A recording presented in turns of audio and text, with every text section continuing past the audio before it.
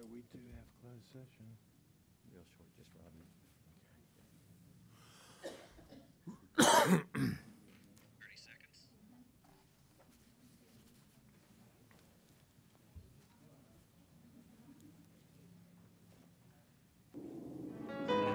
Ten seconds.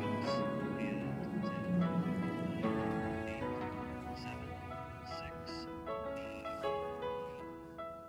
3, 2, and it's you. I would like to call to order the March 12th, 2018 Cabarrus County Board of Commissioners work session meeting, and welcome everyone. We've got a full house tonight. Had to pull out some extra chairs. First item on our agenda is the approval of the work session agenda. I would suggest that we approve the work session agenda, including the changes on page 197, and delete item 4.9 from discussion items. Okay, that I did make that in the form of a motion. We have a second. Is there any discussion? Okay, all in favor, please say aye. All opposed, no. That motion passes, and we move to discussion items with no action. And first up from Infrastructure and Asset Management is a discussion of courthouse recording devices ban. We are happy to have Judge McGee and Judge Hamby with us, along with Kyle Billifer.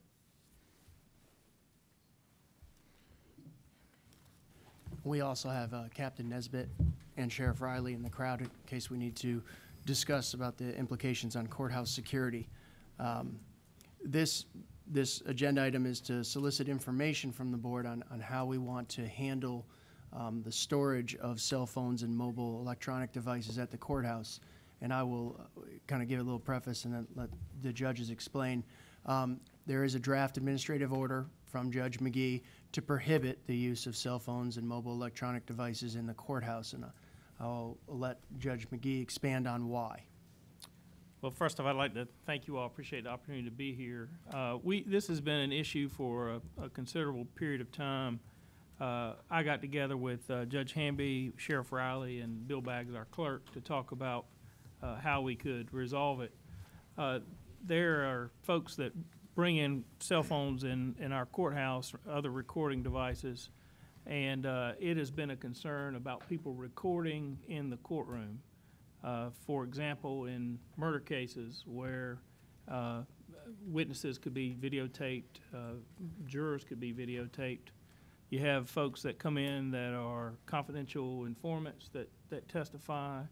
You also have undercover police officers, for example, that testify in cases. And it's been a real concern about trying to make sure that folks are not videotaping these things and posting them on the internet, on Facebook and those sorts of things. It's a difficult thing to catch. It's a distracting thing to try to deal with while court is in session. And so we talked about what would be an appropriate way to address it. And there's a number of counties where cell phones are simply banned. And there are other places such as Greensboro and High Point where lockers are provided for folks to keep their phone. I think Greensboro has 144 locker spaces, and High Point has about 3 dozen. And that seems to have worked well in those areas. Problem is, someone gets dropped off.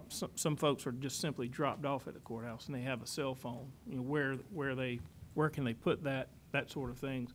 Also, parking, as you all know, is difficult downtown, so you have folks that walk a considerable distance and get to the courthouse and then realize for the first time I can't bring my cell phone in.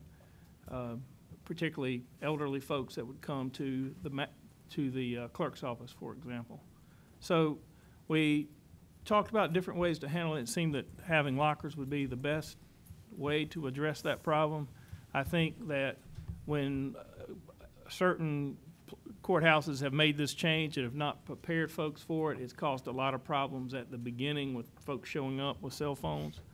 And so what we had planned to do is try to, once we settle on how we're going to do it, then give folks plenty of notice to know that they can't bring them in, and we have some limited ability to store lockers for folks. I talked with the head of security in Greensboro, and he said in 4 years that they've been doing this, they've never returned the phone to the wrong person, that they've not lost the phone that way. He says it happens 1 or 2 times a day that somebody will leave their phone there and they have to deal with getting it back to them. The way that they do it is they ask that they turn on their phone if they have a code, show that they know the code to get in the phone. Some of them have the person's name in the phone, I understand. I'm not exactly sure how that works, but that's what he told me this morning. If phone was kept overnight, that would reduce the possibility that somebody would identify a phone and have the opportunity to pick up the wrong one because the rightful owner would pick it up.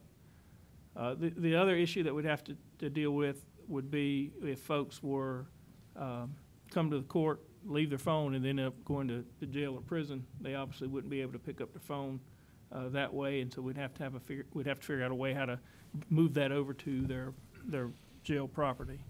So that's what we have talked about, and I appreciate the opportunity to be here, and I'll be happy to answer any questions you all have about the process. Also, Judge Hamby's here, could do that as well as the sheriff and from the sheriff's department. County staff did meet Sheriff's Department, Infrastructure and Asset Management, and Communications and Outreach, and Mike Downs, County Manager. And we also brought in Rich Cook, the attorney, to kind of go through some of the policies and operations, because there is a significant amount of liability on the county the minute you take a mobile device in your possession. And we tried to come up with a lot of, what-if scenarios and how we would come up with a return policy. There's fears that if somebody was behind somebody in line and saw what type of phone they put in there, then they would be able to come back and describe it. And what if there wasn't a charge in the phone? How would you prove that it's their phone? By activating it and putting the code in, or even saying, call it so I can see it ring. There was a lot of what-if scenarios that we would be tasking courthouse security with possibly giving the wrong device to the wrong person. What Judge McGee and I spoke about is possibly if it's left in the locker, meaning if it's after 5 o'clock or the closing of court and it's left in there, all of those devices are stored until a certain day of the week that is posted. Everybody comes and tries to get their cell phones back on Wednesday. And yes, that would decrease the amount of people trying to steal a phone, because it wouldn't be immediate. They wouldn't have known that the phone got left behind. But trying to identify the phone, meaning I have a black iPhone 6. Well, a lot of people have black iPhone 6s. So trying to ID that and make sure that we have chargers there so it can be powered up, so that we can make sure the code works, that gave some trepidation to both county staff, courthouse security, and Rich in terms of the liability.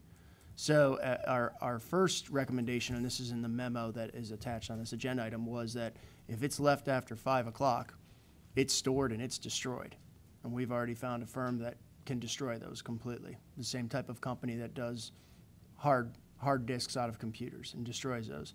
What Judge McGee and I discussed is something that would be of softer approach, and we would allow 1 day per week for pickup. But keep in mind that is a burden that you put on the courthouse security staff, because as they're trying to check people through security, they will also have people that are coming back to get their phones. And there will be some sort of liability with that.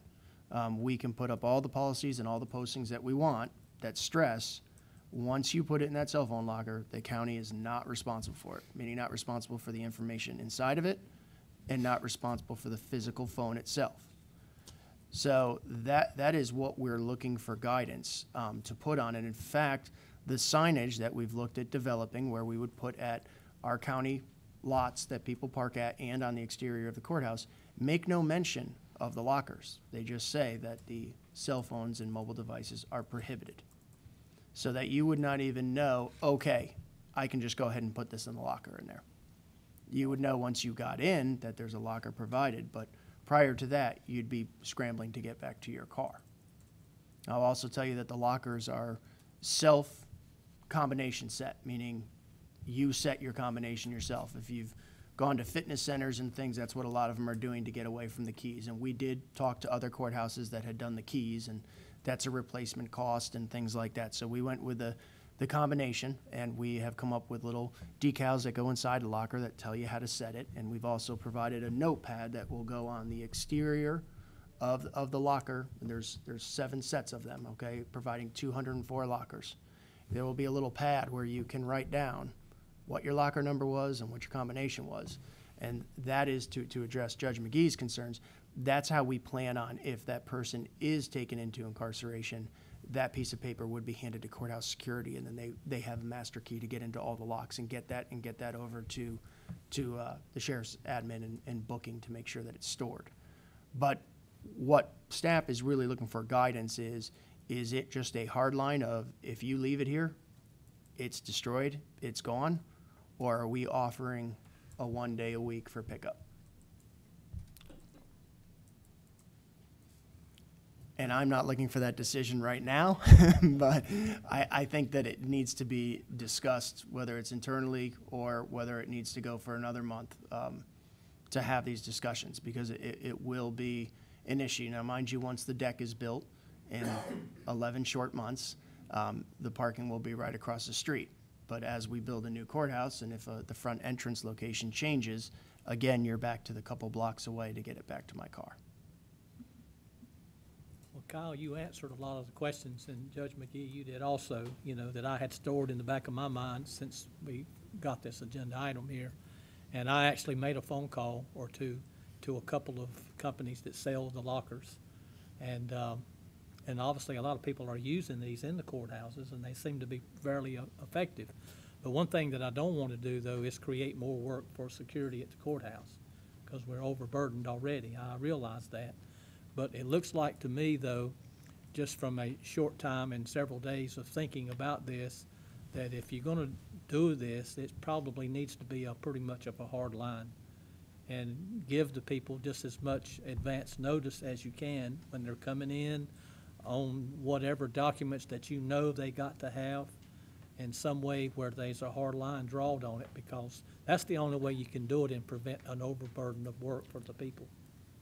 And I think probably the sheriff could talk about it better than I. I think one thing, though, I think we need to also consider that we're balancing out is, now the way it works is folks bring in their phones will ring, then the bailiff will go try to find out whose phone rang, which is often more disruptive, frankly, than the phone ringing.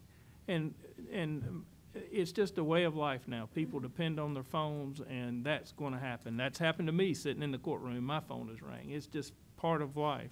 But I think that in terms of the burden, we're going to take a lot of that away.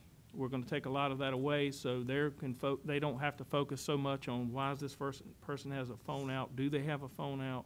So I think some of that will be taken away from them. We are putting some additional burden on the folks at the front door. I'll tell you, it was a struggle for me to do this, or to recommend that we do this. I know how important cell phones are to people, and it's not the ringing in the courtroom that's irritating, that sort of thing, that would make me think this is the right thing to do. It's a security issue, and so for that reason, I think that they should be banned. And I think that perhaps, and obviously it's your call what you want to do, but maybe we could start out and just see how burdensome it is and figure out what we should do from there. But there are going to be people that are going to get locked up in jail, that are going to put their phone in there. They're not going to, some of them don't expect that's what's going to happen to them. And so for those folks, certainly, it's an involuntary thing that their phone is there. And I would say, when I called Greensboro, they haven't lost one in 4 years. That's not to say it won't happen tomorrow, but it seems that I would hope there'd be a way that we could do it so that it's not overly burdensome to the administrative folks down at the front door, but that also it's reasonable in terms of taking into account how important these phones are to people, how expensive they are, the type of information that folks have in them as well. So I think it's a tough balance for you all to make. But not only that, Judge McGee, but also this is one of the areas that we need to try to restore and maintain, that we have reverence in our courtrooms and in our courthouse, that the respect that the courtroom is supposed to have regains that. And I think that cell phones and things like that, obviously, like you said, they're nice. Everybody here's got one, but there are places though, and this is one, that they don't need to be. And so that's for me, Mr. Chairman. I'd draw a hard line on it myself. And if Greensboro hadn't had any real issues in 4 years, and if they draw the hard line like your suggestion, then that's the way we should go also. I guess that's what I'm sorry. I'm just gonna say, when you talk about drawing a hard line, now you were talking about dispersing of Destruction. them on day one, or Yes. giving them a day. Yes. Yeah, I would go with giving them a day, because Okay. you go to court and something happens you don't anticipate, you get out, your head might not be on getting your cell phone. Now, mine would, because it's like a limb and the job that I do, so I don't think I would forget it, but everybody is not that way, and so I would not say that you just get rid of them. Okay. I'd say you pick a day, and then if that doesn't work, I guess you could come back and we could regroup. I think that's more along the lines of what I'm thinking, because, I mean, we're talking about the jury pool too, right? We're talking about anybody that's walking in and seeing, so I can certainly envision, you know, the one thing, no, not the one thing that is good about having a smartphone, if you're sitting and waiting on jury duty, you can answer email and do some things or whatever. Well, if we take that away, and I'm not saying we shouldn't, but if that's now gone, somebody sits there, they get dismissed. They're used to having it with them, and they've forgotten they put it in a locker. They get back to their office, they don't make it back that day, and it's destroyed. If that were me, I'd be hot. So I think a little bit of leeway there is certainly reasonable. We're not going to storm for however long, but I mean, it sounds like you're talking about maybe 1 day a week. Today, you know, Thursday is cell phone pickup day or something to that effect, which that is a little, you know, that takes some work on staff at the front, but I think at least having that one chance to reclaim it would be better than destroying it at the end of the first day. I agree, and I can tell you that when I'm without my phone, my first thought is usually, well, I need to call somebody to tell them I've got a problem. Well, I can't. Don't have my phone. So it is something that's very important.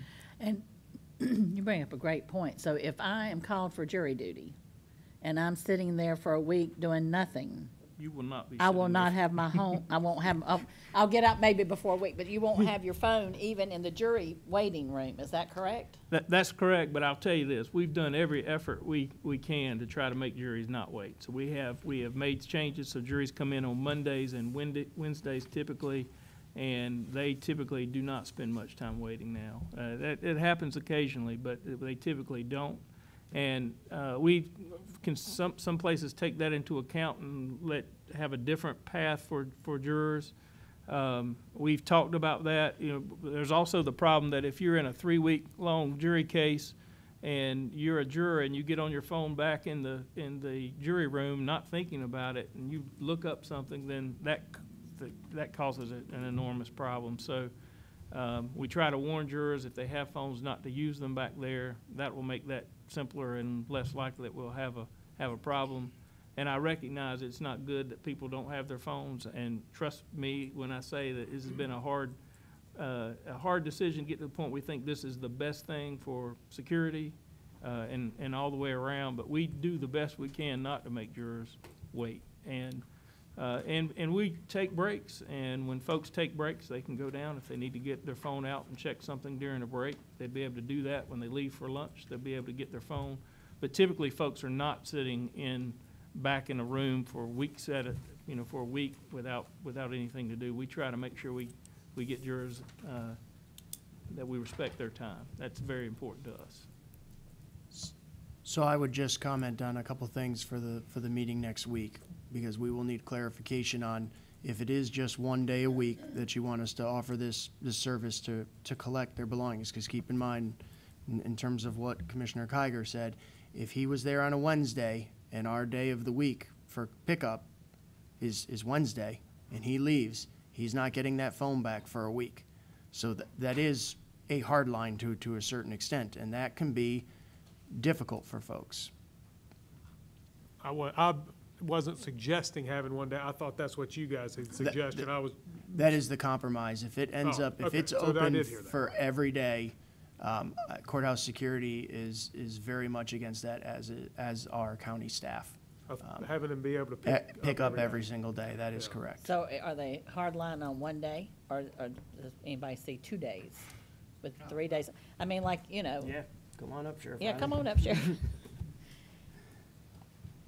I just want to speak to the idea that there's a couple of things that, You can tell who lives with their phone and who doesn't.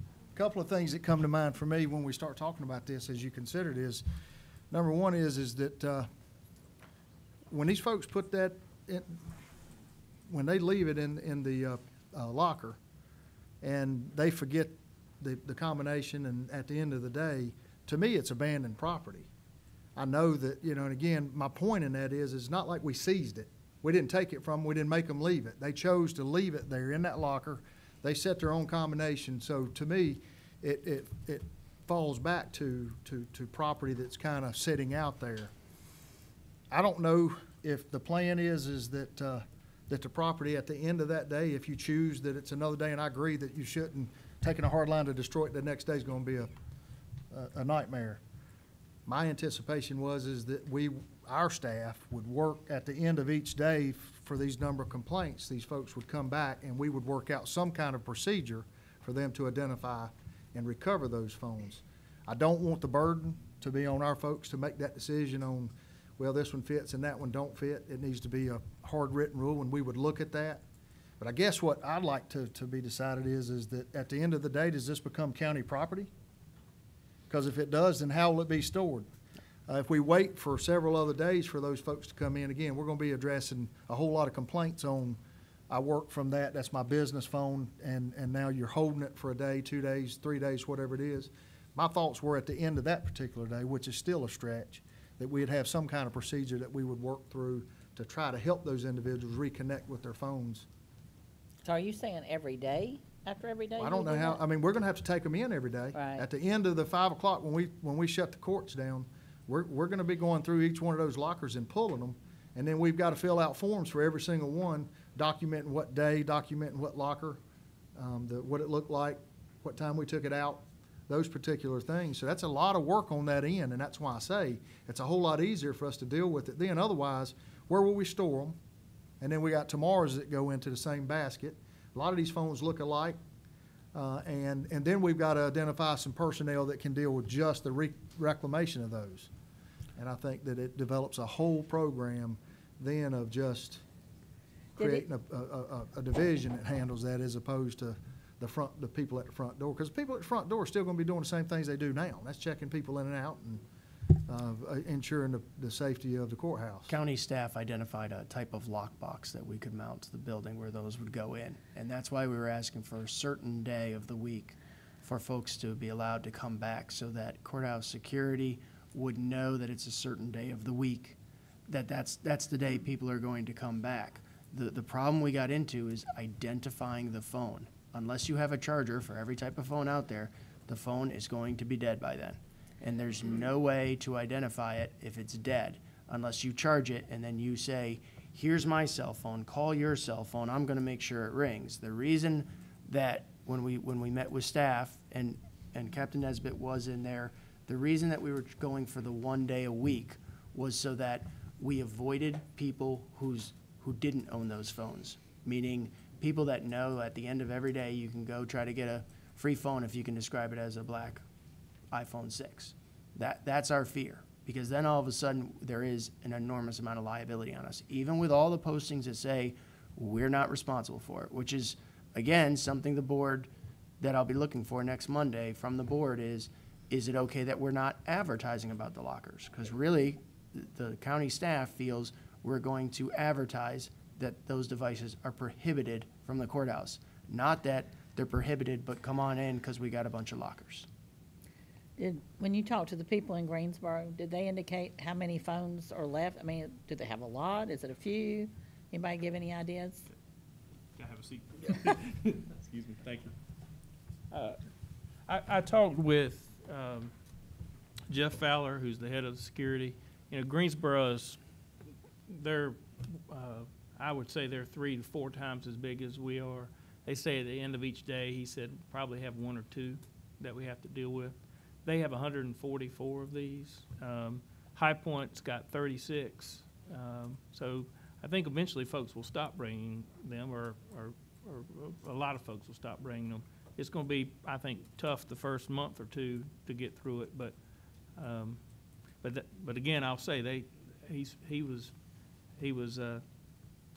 glad that they haven't lost one in 4 years doing it. They haven't given, in 4 years, they haven't given a phone away to the wrong person, and their procedure is at the end of the day, they go through it. So maybe one thing that maybe Sheriff Riley or someone in his staff could talk with them and maybe see what procedure they use and to give you some additional information.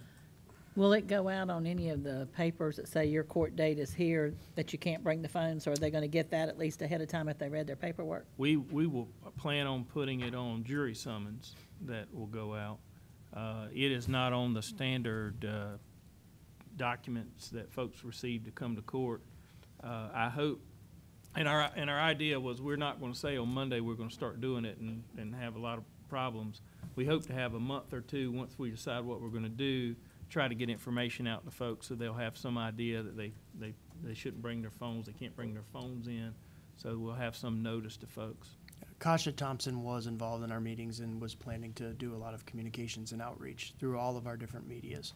I will tell you also just to note that those cell phone lockers are not big enough for iPads or any other type of device, just phones. We'll post all of the parking lots and parking decks and everything that we've got to make sure that, and try to cover all of the exit points of those locations to make sure that there's a large enough sign there as well. So hopefully by the time they get to the courthouse, they will have passed 2 or 3 signs along the way. All right. And maybe even, so we even talked about some sandwich boards temporarily out on the sidewalks, or at least the first couple of months. Once we get the deck up, it'll be a lot easier with the signage because I'll have a consolidated point that we're focusing them out. As of for now, it'll be along the sidewalks on our property. Yeah, it has to be in our landscaping beds as you're walking there, and then of course, plenty of signage on the exterior of the courthouse, including sandwich board signs. But we just need to understand some of the details on how you want us to return these. That procedure is extremely delicate. Even if you're saying we have no responsibility legally, that's, according to our attorney, that's going to be a very sticky situation. As far as, we sort of skipped right over the part where you were looking for feedback on the actual notice. And I mean, as far as the security goes, and I think that's absolutely wise.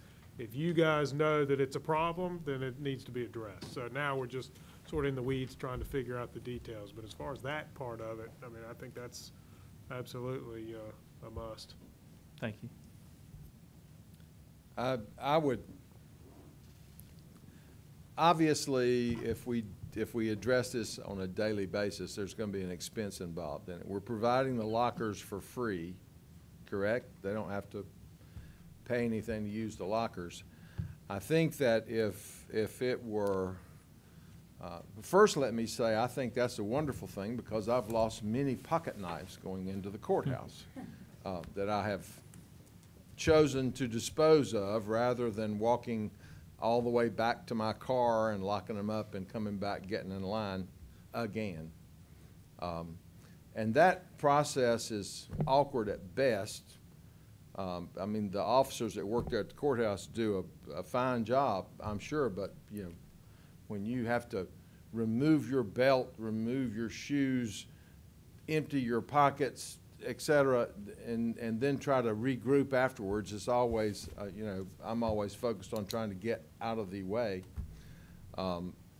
But if I left my cell phone in a locker and I forgot it, and I call back and it had been destroyed, or I was told, well, you can't, today is Wednesday, so you can't get it back until next Wednesday, then my next stop would probably be the cell phone store saying, can you download my information out of the cloud? And then I would you know, people are going to go ballistic, you know, if they can't get their phones back. You know, I've often said some of my teenage employees go into spasms if I take their cell phone from them, but, so, I mean, I would be willing to pay if they're, you know, it's gonna require some extra personnel, it's gonna require some extra expense. I do not think it is unreasonable, if you leave your cell phone in the locker beyond the time that is stated on the signs, that in order to retrieve it, you pay the retrieval fee. Is that That's, out of the question, or is that? that's what they do in Greensboro. In Greensboro, they don't use combinations. They use keys and change. You have to pay for the locker. In terms of the cost of doing that, I think the security also has 2 extra officers out there providing change to everybody every morning. So fortunately, we will not have to deal with that aspect of it. But if somebody loses a key, then what they do is, I believe they drill the lock and they charge, I believe he said $20, a $20 fee to do that. Our county attorney had some concerns if there was going to be any money changing in terms of the responsibility of the piece of equipment once you start accepting money for either storing it or retrieving it. Then all of a sudden we can't plead no responsibility and not liable for those devices, which is why we purchased the lockers that we did. I think holding them for a week is probably gonna create as many problems as destroying them. Well, a lot of it depends on how many you're talking about. Right. If like Guilford, you're talking about 1 or 2, I don't think a day, it's not gonna be that much of an additional burden. If you're talking about 10 or 15 every day, that's gonna be a challenge. Personally, I would like to see us start off with some sort of a daily approach, and then if that proves to be problematic, then I think we can publicly state, you know, we tried to be as accommodating as possible, and that's not working out. We've got to look at an alternative method. That would certainly be my position. Would you I mean- envision, I'm sorry, go ahead. Well, and you know, as far as people getting used to it, I would hope you don't have that many repeat customers, but perhaps you do. Yeah, we have some repeat customers that probably figure out it's more burdensome to have to put it in a locker and keep up with it. So I think a lot of people after a while are going to just leave it in the car and not bring it instead of having to go through this process. And so at least that's my hope. Again, I point out that High Point has only 36 and Greensboro has only 144. I think it's going to be a rough month or two till folks understand this is what we're doing. But after that, I hope that it will even out and we will not have large numbers and large numbers of phones that are left. So I certainly appreciate the county is taking this approach, that recognizing how important these phones are to people and providing a way to keep them there for the folks that just don't know about it, for the people that get dropped off at the courthouse, that sort of thing. I think that is very helpful, and whatever we can do to make this work, or the court staff certainly willing to do that, to give plenty of lead time to make sure that folks know this is going to happen. Anything that we can do to help, we certainly are willing to, and very appreciative for you all giving us the opportunity to talk about it and for providing these for folks. In terms of daily pickup, I guess the one question that staff is going to have is that after, if you come to us at 3:30 p.m. and say, I forgot my combination locker despite the little pad that you gave me to write all that down, is courthouse security going to stop what they're doing right then and give it to them then, or are we going to take a daily approach where that means it's after 5 o'clock, meaning we clean out all the lockers with the master keys and put everything in a secure area, and then the next day you can come back and get it? Is that, because you're saying a daily approach, and does that mean as is, as they walk up, or on our timeline of getting them out, getting them, recorded of what we did and what we had, and just as Sheriff Riley spoke? So I think when we talk about, is it weekly, is it daily, county staff desires a little bit more input of what your expectations are in that. Because there is a difference than somebody just coming up and saying, I forgot my combination right then and there, us using a key to get it open, what does it look like, yada, yada, yada, or taking it all out and storing it all the next day and having them come in and ask for it. That sounds reasonable to me. If someone says, I forgot my combination, then obviously that would be a very easy way to defraud the system. So I think to respond, our policy is the lockers are emptied out at the end of each day, and they will be available to be claimed whatever the regular business hours are the following day. Is that what you're? That's what I've heard from you, and that's the way with a daily pickup that it would work best. So yes, that's what Right. I'd be seeking from the board next Monday, and then also to make sure that everyone is fine with, that we're not advertising the location of the lockers and that they're there for use. I think the sheriff's got something Yes. to add, if he can get back to the microphone. I would just say leave that open, because it makes it difficult when we carry it over into the next day, in the sense that the next morning, our folks are staggered getting people in. That's when we get the most of them in at one time. We're also doing dockets. We're also, that's the busiest time for us to deal with it. It's a lot easier, I think, and we, just let us work with I think the day-to-day approach, but I think it's easier that if we clear them at the end of the day and we set a time and say, hey, be here in this hour at the end of each day, whatever that time is, and have those folks come in and meet whatever process and protocol that we set for them. If we're gonna handle it, if the county staff's gonna handle it, then that's fine. But I think for us, unless we're adding a division to handle that, because then it'll have to be like property and evidence, where you're checking it in and checking it out, and you got folks that can contact these people and stay in contact with them on a day-to-day basis and deal with the complaints, because you're gonna get some complaints if you carry it into that next day. And I get it that it's on them, but somebody's gotta be there to deal with the complaint. So I think that it's not unreasonable to say, at the end of this evening, we're gonna clear them out. When we clear them out, you can come and you've got this time to work with us to make a determination on what that process is. And hopefully, there would only be one Yeah. or two a week. If it's like Greensboro, maybe. It will be courthouse security handling it, so if that's how the sheriff wants to handle it, that we can move forward with that, if that's the board's recommendation next Monday. And I just say leave it open. It gives us the flexibility of saying that we'll do either or. Give us a little bit of time to research that, communicate with those folks as a group, and make a determination of which one is best, and we'll put that together. But I think he's just looking for some guidance, and the guidance is there as to, hey, as soon as possible, get them back to them, whatever fits within your staffing abilities. I think that's what I'm hearing you say. And when you say give a little bit of time, are you talking about Monday time, or are you talking a month or 2 month time? No, I'm talking about that, personally, I'm talking about as soon as possible. I don't want to have to retain these things for. No, I mean for you to get back to him Oh, or yeah, I us. mean, I plan to communicate with a couple of these folks again, in the next couple of days, so just whenever you need that feedback. When does the policy begin? When- It doesn't. It was a draft, and we've already spoken with Judge McGee, and he was fine holding it off until we had all of our ducks in a row. So have we given you what you need, or do you need to hear more from us next Monday? Okay, I feel that we've heard enough, and we'll go ahead and do our research and try to make sure that they're back to the owners as soon as possible. I guess just, does the board want to give me direction on advertisement of the lockers? Do you want those advertised on signage or not?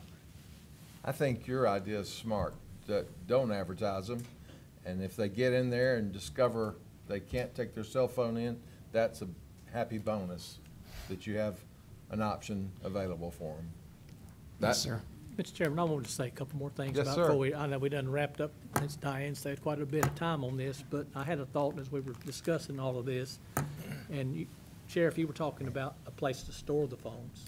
Well, the lockers that I looked at online, it looked like they were maybe 16 or 20 lockers, one big nest, and they were individual little cubby holes for the phones. But there was a master key that would open the whole door and expose all the little cubbies.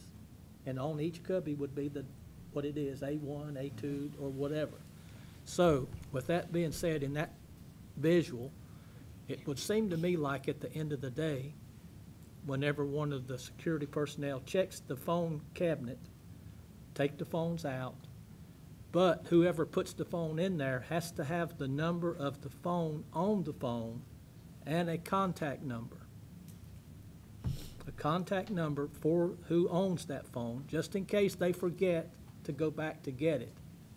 We'll have a way to contact them. Hey, Kyle, you left your phone at the courthouse. Come pick it up. It'll be in that one storage there, one storage cubby, which would be bigger for the phones, and stay there for, till they come get it. If the battery goes dead, so be it, you know, but we could store them and not have a lot of trouble like that. But you'd want to have a bigger box, though, than just one little cubby, because it won't hold them all, unless it's just 2 or 3 a week, 1 or 2 a week. But, I mean, I say drawing a hard line just earlier, trying to prevent causing more work on the people. And the easiest and the best way, you know, is just to draw a hard line and get rid of them. I mean, Steve, when you go into the courthouse, do you take a knife now? Chances are pretty good that I will. And it'll end up in the trash can or in the bushes out front. Well, see, I don't carry a knife into the courthouse no more, because I learned one time. And I'm hoping that most people will learn about their cell phones too, except it's quite a bit of difference though, unless you got an expensive little pocket knife. And most men used to carry pocket knives. I don't carry one now for that reason, because everywhere you go, you got to take them out, you know. But I But- go back to what Steve said. Hopefully, like if I'm going, I'm hopefully only going one time for jury duty. You know, that's all I care to go for. So I'm not necessarily going to remember, because haven't been there before. I'm not going back a second time. You know, so for people, I had one more question, and I think we probably, sorry to beat this up so bad, but are they on the inside of security or the outside of security? And again, Outside, they're so before if I'm the, on jury duty and we take a break, I gotta go outside, get in the locker, and then come back through security? that is correct. And to give you an idea, those are 35 compartment lockers. So one of the lockers is your master key to open it. So if you were to open that entire wall to expose those 34 phones, keep in mind, you're going to be doing that if, the reason we had suggested only doing that after 5 is if you do that before 5, you're opening that in the same area that everybody's walking out. And we're already congesting that area by adding all of these locker cabinets. Well, that would be after the courthouse is closed up. We're done for business for that day. That was what my thought was. I think that's to be determined on how we'll handle it, but the operation of this is the difficult part. To try to put this all in a policy and be fair to everybody, and also to be fair to the staff over there, because they do have a lot on them, especially, you know, with doing it all days of the week. You start get to the traffic court dates, that's gonna be extremely difficult for somebody coming in and wanting their phone or their anything to get back, to drop what they're doing for courthouse security to go and handle that.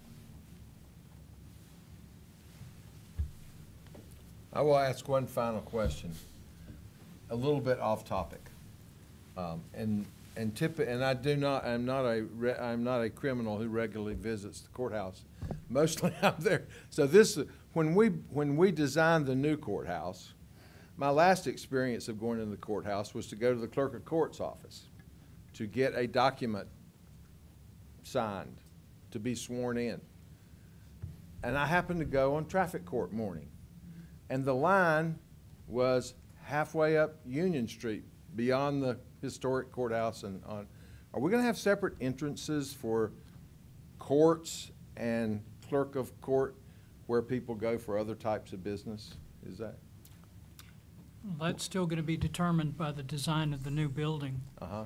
I would anticipate there will be several options in that regard that you can discuss.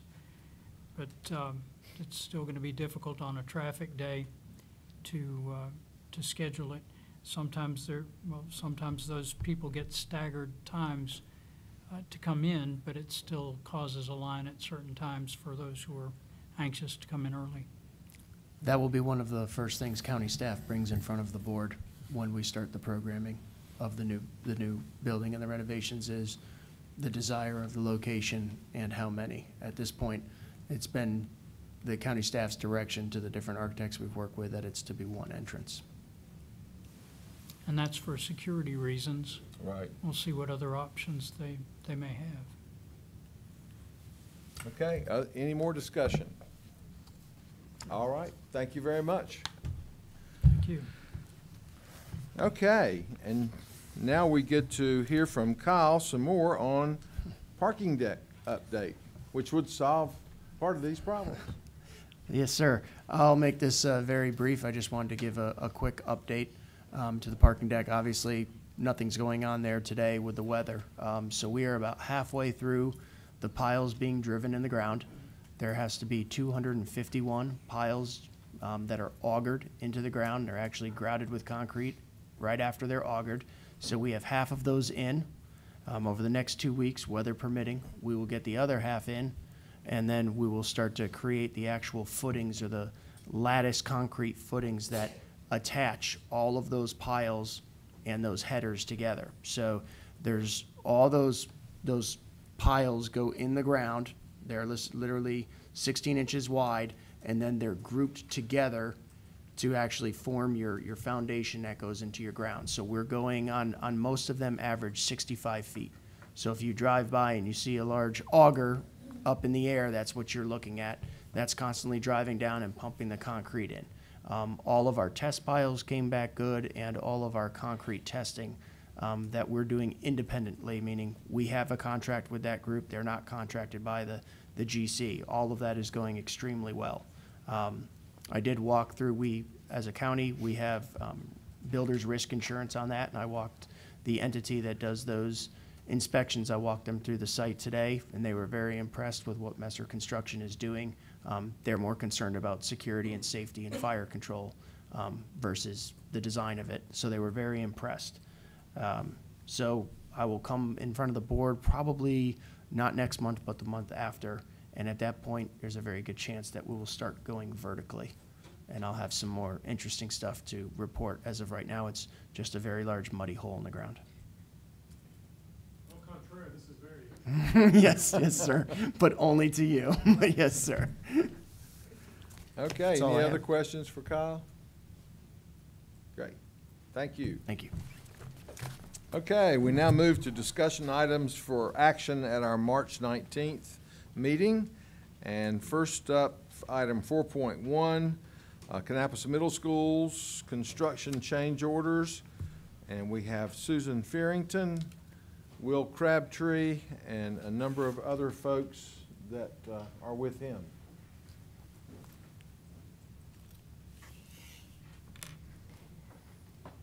So we're back tonight with Kannapolis City Schools. They're requesting a change order number 7 and the amount of $424,466 for their, like I said, the Mount Pleasant, the Kannapolis Middle School construction project. Edison Ford is their contractor, and I will let the Kannapolis City folks explain the change order, and then I will come back and maybe make some suggestions on where we could possibly fund the change order. We have with us Edison Ford and Mosley Architecture, in case there are questions that we can't answer.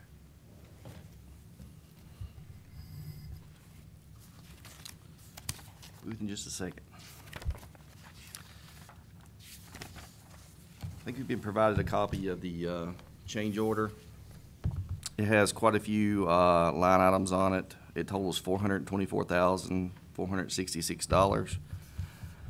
I think probably the best pathway forward now would be just to ask if you have any questions. I'm sure you do, and we can try to answer those questions.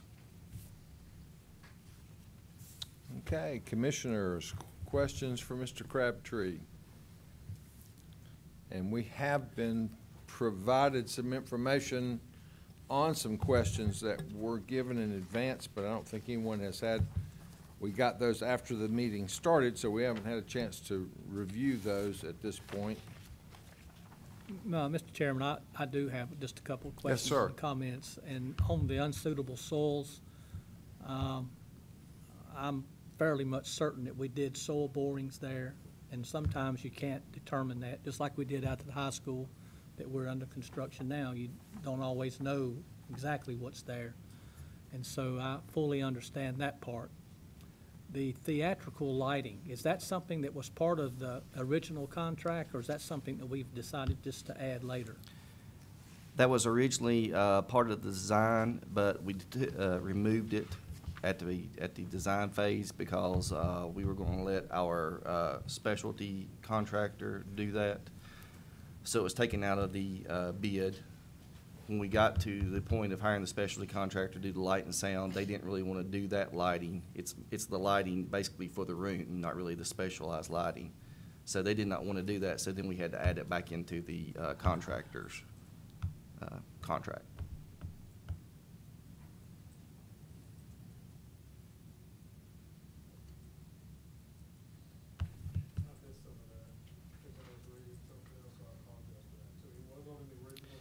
In the design, Scope. it was an original design. We removed it before Edison Ford bid on it because we were going to let our specialty person just do all the lighting when we hired them later. When we did hire the specialty person, they did not want to do just the generalized lighting of the auditorium. They only wanted the special lights and sound part of it. So then we had to add it back into Edison Ford's contract to be able to accomplish that. And it probably should say theatrical seating lighting area because it's the general lighting for the auditorium, not the specialized lighting. So it's more fire and life safety lighting and not theatrical lighting. What kind of? And y'all can jump in anytime over here. So please move to a microphone.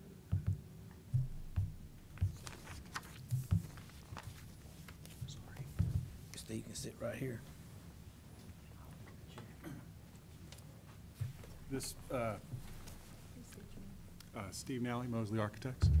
This is for the general house lighting in the audience seating area, as opposed to, I think what Will's describing would be colored lights or more spotlights and things like that. That's what the outside consultant hired by the district wanted to design, as opposed to the general house lighting that would come up as you entered or exit the theater. Does that describe better what? So if it was on the original scope, you took it off and gave it to somebody else, the money wouldn't have moved. Why are we adding money in now to go back and add the original lighting? That's the part I'm missing.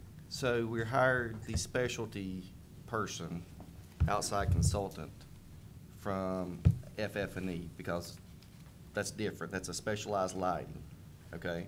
They did not want to do that lighting. So I had to move it back to Edison Ford. So we moved it back to their contract because we could move it to FF&E for all that matters, but they wanted it reflected in their contract. But am I stating that correctly? Yes. Okay. So the original, Sorry, yeah, go ahead. but you're asking for the full amount of the change order, Right. which means you're asking for that money again, is what he's trying to say. I'm not asking for it again because we didn't have it in the first place. It was going to be in FF&E. Now, what I'm saying is we could move it to FF&E, but it won't reflect on Edison Ford's contract. They want it reflected on their contract. Correct, but you stated that the budget was in FF&E. So if you couldn't, the other vendor didn't do it, the money should have been left over in FF&E that you could have moved to the construction line item.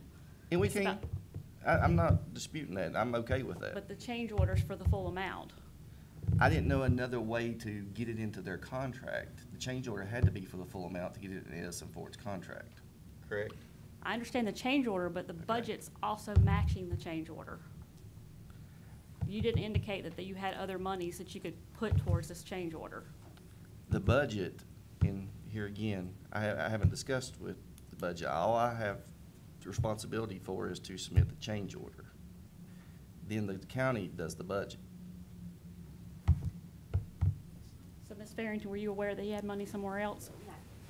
And she wasn't. No, but we do have $488,000 right now remaining in furniture and fixtures that I could move, so. All indications was it's new All right, money, but. not to boil this too far down, but, so the FF&E budget that we started with, and the construction budget that we started with, we moved this $125,000 over here Not the full 125, because the full 125 is not just for the lighting. There's other costs in there associated other than just the lighting. So I believe, and I may have to ask for Edison Ford's help here, what was the cost on just the lighting? Just the light fixture material was like around $30,000. Yeah. You have to come up here. Susan, you stay.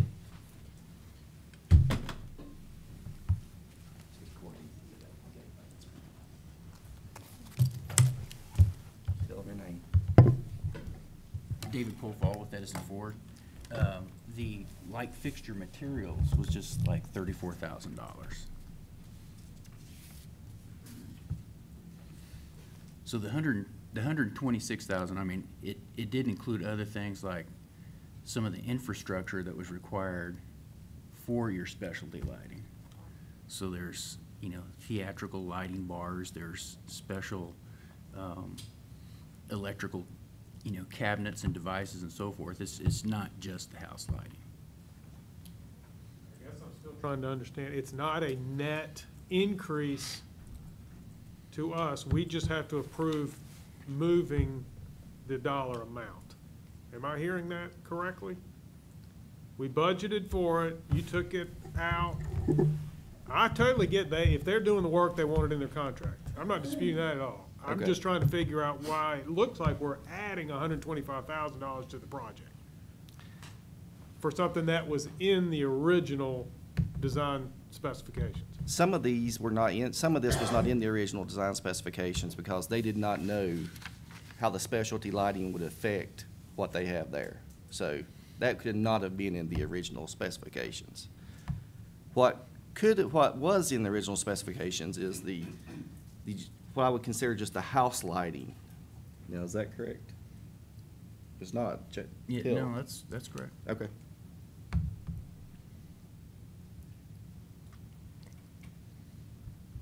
How much of the FF&E money can she use towards the work, towards the change orders? Maybe that's a simpler question. Okay. I mean, I would look at the lighting, the 30, whatever the actual cost of the lighting was, 30, what? 34,000. Whatever we can quantify that as being used from FF&E. So So the 90,000 would be a new request. the other specialty contractor Yes. did supply theatrical lighting such as stage lights, spotlights, all those kind of things. But, but they did not supply the bars to attach them to and the connection points and so forth. Is that what I'm hearing? I believe, David, it required extra power, some other fittings, the bars, things like that. Yeah, extra power, extra panels, you know, to support their equipment. Was there any discussion that, hey, this is a middle school theater and maybe some of this stuff we maybe leave off? I mean, I guess I'm trying to get a handle on what was designed, you know, originally and approved and budgeted and what you guys bid on versus now what we're trying to, you know, and if this was the first change order we'd seen, that'd be a different story, but this is, you know, number 7. Looking down the list, you know, some of it looks like it can't be helped, some of it looks like it's owner initiated, some of it, you know, has various other origins. So that's the part, I guess, for this particular item, because, I mean, 125,000 is expensive. 30,000 for the fixtures, or what did we say? 34. The rest is new work.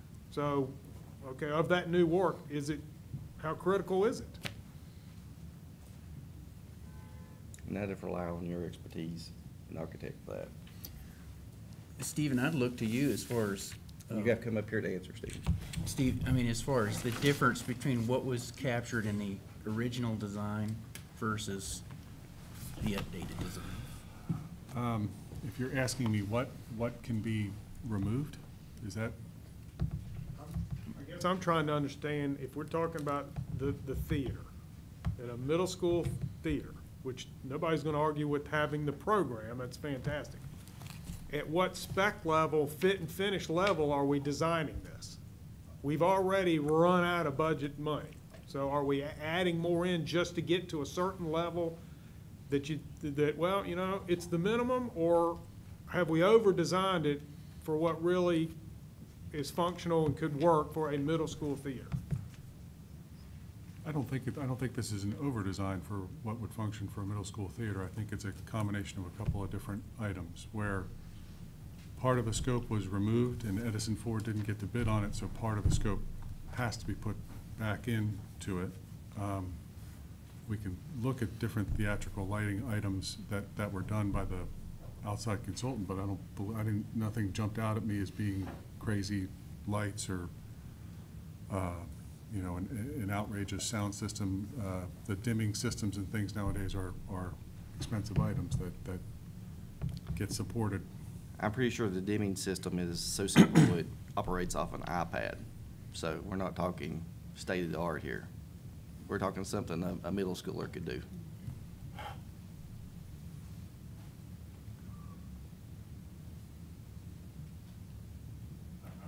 I don't want to dominate I've got more questions. I just don't want to jump all over everybody else. Well, so. Blake, you're the GC, you know all about these type things, but, while Blake's gathering his thoughts, I'm looking at all of the other items on there, things that, I'm not a GC, no general contractor, I've done my share of building, but nothing like this. But all these different things that we have listed here, fire lane stripping, add washer dryer circuits, fire marshal items, and the whole list of about $60-some thousand worth of things. Seems to me like some of those things there should have been added into the original contract and it was bidded with those things in it. I don't understand why the work obviously has already been done, am I correct? Not all of it, no. The auditorium work has not been done. Does all of these different change items pertain to the auditorium? No. Oh, no. But yet we've occupied the school. Yes, sir. How did we get a certificate of occupancy with things did any of these things stand in the way of a CO?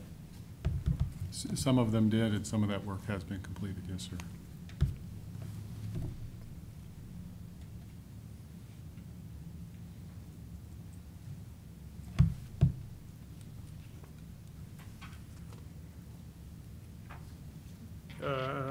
Can you just expand a little bit on the unsuitable soil?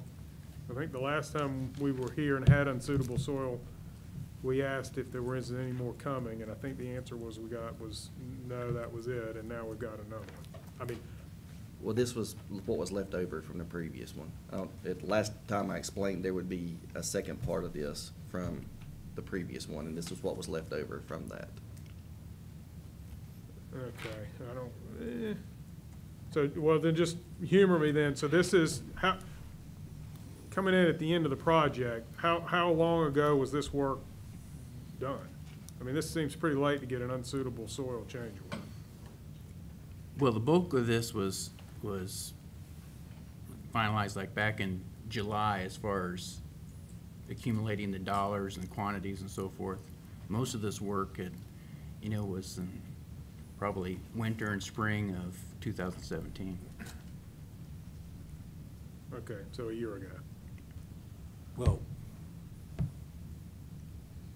if you recall, a lot of the driveway, parking lots and all that were late summer to early fall because of all the other civil changes that had to be made. So it wasn't, we didn't by any stretch have this thing paved and, base coat of paving or anything else on there in the spring. It's a lot more into the fall.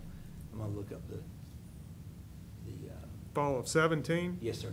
So even in the fall of 17, we didn't have binder down. We were getting binder down on a lot of it, but there was spaces on that property that didn't have binder down. Yes, sir. Okay, so I just want to follow. We were still doing soil remediation of any of those areas that got contaminated even up into the fall, or was it done? Well, there were some small isolated areas, you know, in the fall. But again, the bulk of the whole, when you look at these dollars that are in this change order and the previous change order that Will referred to, the bulk of that, the majority of that was from winter, spring 2017. You know, most of those quantities were, you know, the process of this claim, I mean, started back in July, last July, as far as submitting it to the civil engineer, having them completely vet it and go through that process and so forth, as far as verifying quantities. So, Will, do you read, when those soil reports are issued, do they submit them to you? They do submit them to me, but I rely on, we have a third-party ECS that looked at it, and I also rely on Okay. the architect. Okay, well, ECS is a good firm. But I mean, as far as somebody from the owner's perspective, that falls on you. I mean, I was just trying to get a handle on who's doing it. Yes. All right. Well, it's, I mean, I guess it's one, I guess I'm struggling with some of this because we know, we're trying to balance, I guess, the end of the project. I'm trying to find the total. I guess the total amount's 424.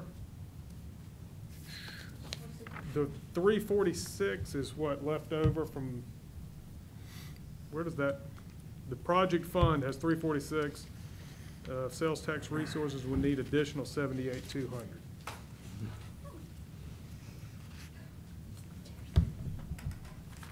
Just give you a chance to talk into a different microphone. That's fine. Instead of that one over there. So the funding source that we've identified, which we did not know we could use some of the furniture and fixtures, $346,266 of sales tax, contra sales tax savings. And as you will recall, usually that money is used for debt service, but we can tap into it when needed. So that would deplete the entire amount of this contractor sales tax. And then we'd also need on the top of that additional, it was $78,200, but now that we can use $34,000 from our furniture and fixtures, then that will leave a balance of $44,200 that we can take from our commissioner's contingency, if so desired. And how much is left to pay on the, have they submitted their final payout? No. And how much is left on the balance of the contract? I think right now unpaid is about 2.9 million. Okay, and that 2.9 is accounted for before we start subtracting out these numbers? We will add the new $300,000 to that amount. The amount we need to come to is the 36.8 million, which is with the new change order into it. It's on the. Yeah, that's, right. 36,895, 594? Right. To be able to get our budget up to that amount, I need the $400,000 change order.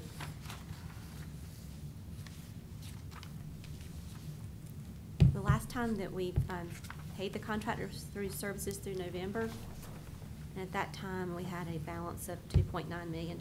And what was the percentage of completion on that payout? This It'd be on this next, bottom of the next page. Oh, you've only got the I just have the G702? top page. Okay, well, that's fine. It's in electronic form. Yeah, okay.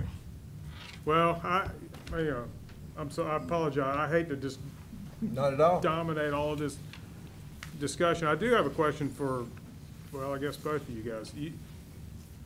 I got a note that said we've had 5 different superintendents on this project. Is that correct? No, that's not correct. Oh, okay. How many do we have?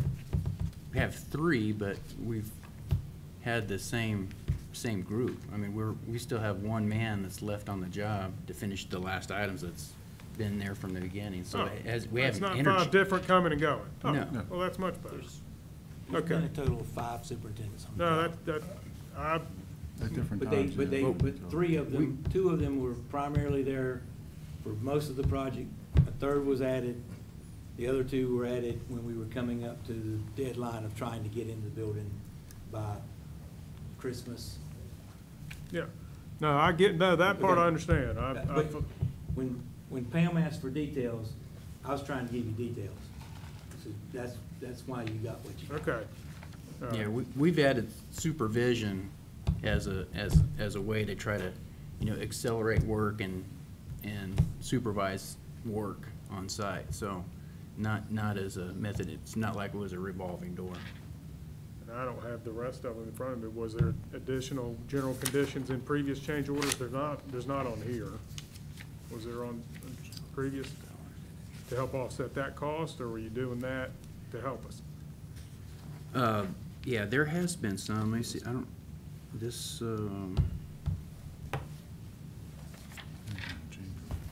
excuse me? So the general conditions would depend on, on whether or not it's in the actual backup. It wouldn't be listed here on the cover. Excuse me. So for example, on the theatrical lighting, if we were gonna add days to the contract, there'd be additional general conditions, and that backup would be Okay. behind, if that makes sense. Yes, yeah, it does. I mean, I guess I've seen it done both ways. But there are, for the additional supervision that they provided to the job, there was no additional cost or charge or anything for Okay. that. Just trying to get a handle on what we're doing. So, and one last, I guess, question for you is, how many ASIs have been issued for this particular project? You may not know that off the top of your head. I don't know that off the top of my head, no. Yes, I mean, Architect supplemental instructions? We would have called them field clarifications. I didn't ask for field clarifications. There are That's okay. 270 plus requests for RFIs. Yeah. We Well, can that, get- yeah, I see that number, and that's what made me think, I wonder what the other flip side of that was. We can follow up with that if you Yeah. like. So, I didn't ask for that. Well, all right. How important is to put graphics on the gym floor? I mean, what, is it, we're not talking about the actual foul line stripes, are we? No, we're talking about Fluff? graphic on the floor. Well, I mean, what? K, 2 Ks and a eagle graphic in the middle. On the middle. Pretty expensive. I haven't been to every middle school in the county, but my guess is they have graphics on the floor. Probably do, but I bet we didn't do it after the fact, after we'd run out of money. Yeah. That's up for debate. Let me ask you, guys, and I know this is hard. It's hard for all of us because we're talking about taxpayer money and we're talking about a lot of different issues here so it's complicated. But what was the original scheduled opening date for this school? 14th of July, 2017. All right, so see, That was it's been- substantial completion. Was that the Final completion contractual? day was But- August 11th. Was that on the contract? Yes, And sir. is that when the $500 a day for exceeding that, is that when it starts? It wouldn't start then because of the change order additional days that have been added throughout the project. Well, I'll tell you guys, for whatever it's worth, between Liz and Blake and myself serving on the school board, me for 12 and Blake 4 and Liz 7 or 8, I don't know how many. And with 16 or 18 schools that we were responsible for building, I can't say that I ever remember running into one like this. And I know that Kannapolis don't build schools every year, every day. I know that. But this has definitely been a real problem for me, and, I'm your liaison. And, and I understand what you guys go through, but, I don't know what else to say about it other than I'm real disappointed because there's just things, as Blake said, about the graphics on the gym floor. Why would we have to spend $11,500 or whatever it is to add that when that's part of the gym? That'd be like saying, oh, we forgot to add the basketball goals. You see my point? And the striping, all of those things, that's things that comprises the gym. And then when you look at other things, roof drains, that's part of the main structure. Why would you leave, how would somebody leave that out? I mean, we're not talking but, what, $3,500, $3,600, but it all adds up to $425,000 of taxpayer money. And we already budgeted a tremendous amount of money for this school already. And like Ms. Farrington said, in normal circumstances, we usually apply back to the state for the sales tax, and then whatever we get back, we apply that to the debt service for the school or other schools. But if we're gonna have to take that to pay bills like this, then we're defeating the purpose, in my opinion. But where we go from here, I don't know. It probably as far as I'm concerned, had to be referred to Rich, to our county attorney, let them throw their, scenario in there. Okay, other questions? I had two, and I hate to keep beating on this, but I'm a little thick. It takes a while to get through. The $125 for lighting in the auditorium was moved to fixtures and FF&E, furniture, fixtures, and equipment. They didn't want to do it, so we're moving it back over here. Not the full 125. 34. And there's my question. Okay. How much, so it never got bid on at all? That's correct. Okay. Because it wasn't included in the original bid. That's correct. So the amount that was in FF&E to accomplish these purposes was how much? Well, you already used part of it because they did some of it, right? Right, right. And we're paying the specialty contractor out of FF&E to provide the specialty Right. lighting and such, and we were always going to do that. Where the rub came in was the general house lighting. Right. They did not want to do that, so Right. we had to push that back to the contract. Right. And that's why I'm saying it's fine if we move FF&E over to construction to cover that for $34,000. The rest of that was changes that came about because of a change, the way the lighting was designed, the power capacities, the bars that were needed, other things like that. So we That we are hadn't originally increasing, planned on. we're increasing the cost of the project by $90,000. Yes. Okay, that's what I was trying to understand. Yes. The other question that I had is I've heard some discussion of some issues and problems with the building since you moved in. I'm not sure if it was cracking of the floors or issues with the steps, or can you enlighten us on that and what remedies might be available for those problems? Sure. We did have a sizable punch list when we moved in, which are things that are, wrong with the building. We have since worked through that to a great deal and have got that down a lot. We do have some issue right now with the existing floor and stairs, and we are working with the architect and the contractor to resolve that at the moment. So we actually have a meeting Friday with all parties involved, and the contractor is going to provide us with a letter providing some type of resolution, hopefully, to that. Okay. And then an additional thing is I understand that there have been some subcontractors that have attended some of your school board meetings with issues regarding not being paid. They have, and I would refer that to Edison because it was their subcontractor, not ours. And I think there have been some complaints directly to the county as well, but Yeah, I'm aware, I think, of one. It's a painting contractor. We had to terminate a painting contractor that essentially abandoned the project. And it's one of his second-tier vendors. So it's a sub. Okay, so the painting sub didn't pay his people that. Right, the subcontractor had a contract direct with us, was not paying his subcontractor. I see. Apparently. Right. I mean, Right, so they're gonna stop everywhere they can, I don't blame them, to try to Sure. get paid. Okay, any other questions? All right, very good. Well, we thank you very much for your Thank you. attendance and your patience. Okay, next item is item 4.2. We're happy to have Carol Spalding from Rowan Cabarrus Community College to discuss purchase of property. And we're delighted that Janet Spriggs is with her as well.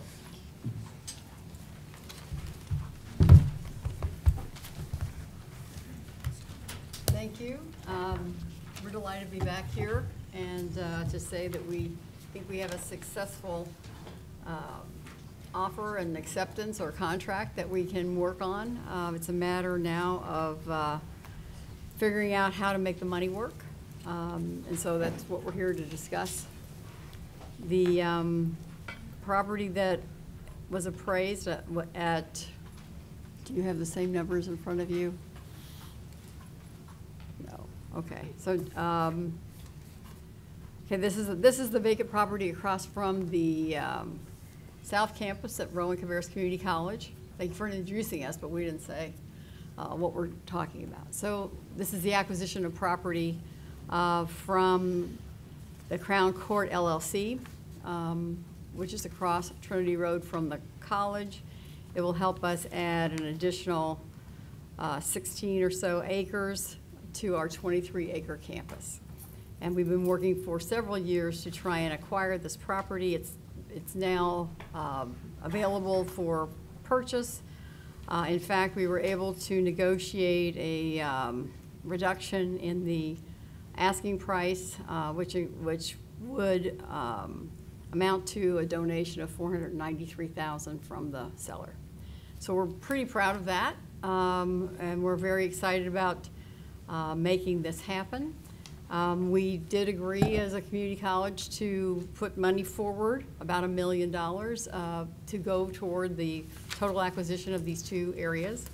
What we are finding is that we are not going to be able to use it for the Advanced Technology Center and supplant that money because of the rules around the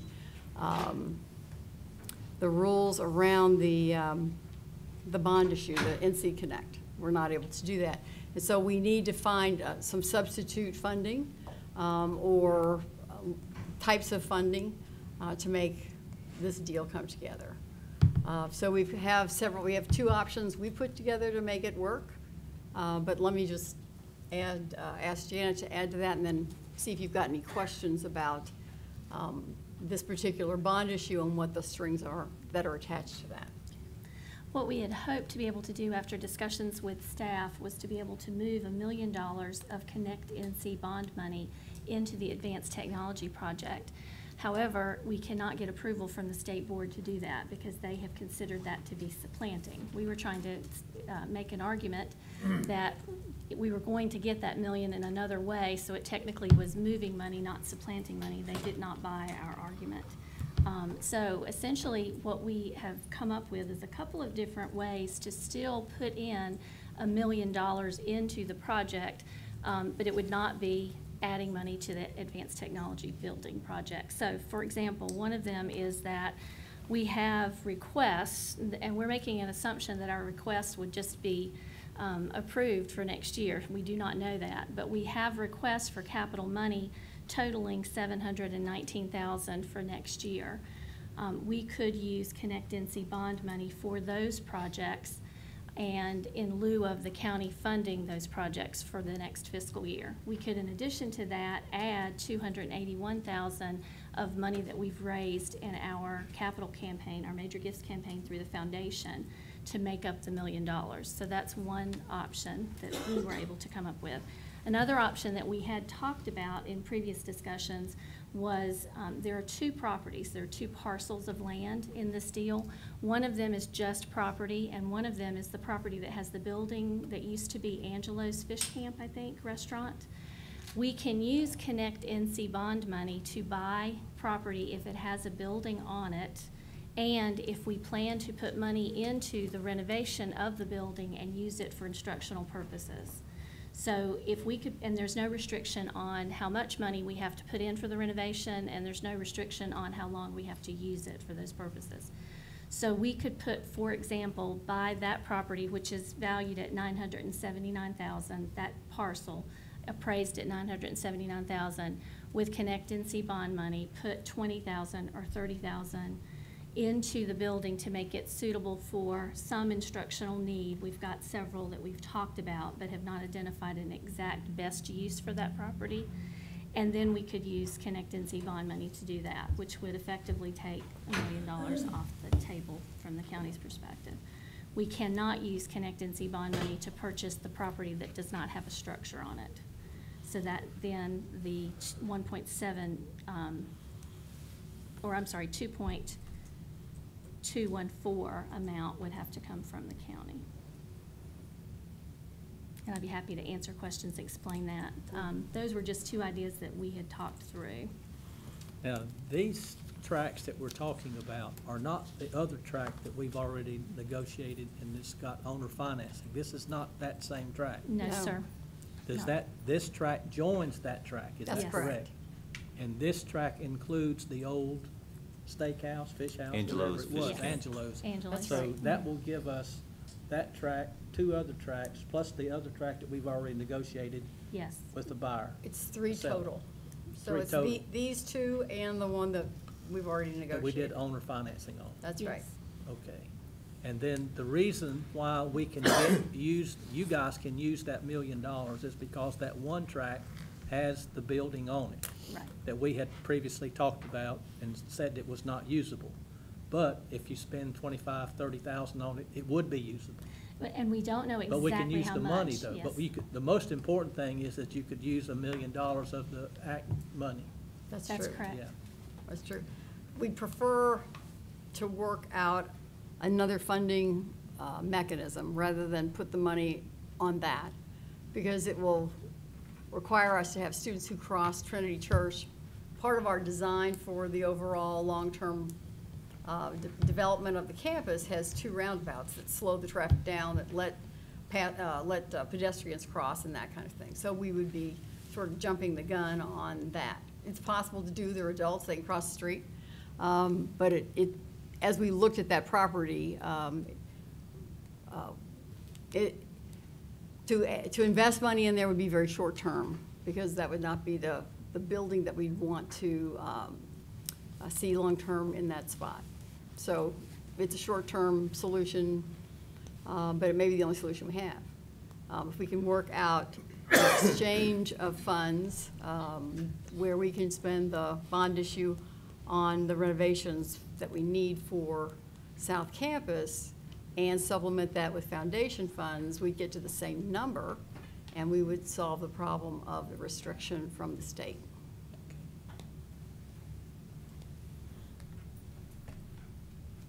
I guess the big question is, how long will it take to work out this plan that will be acceptable to the state and accomplish that goal?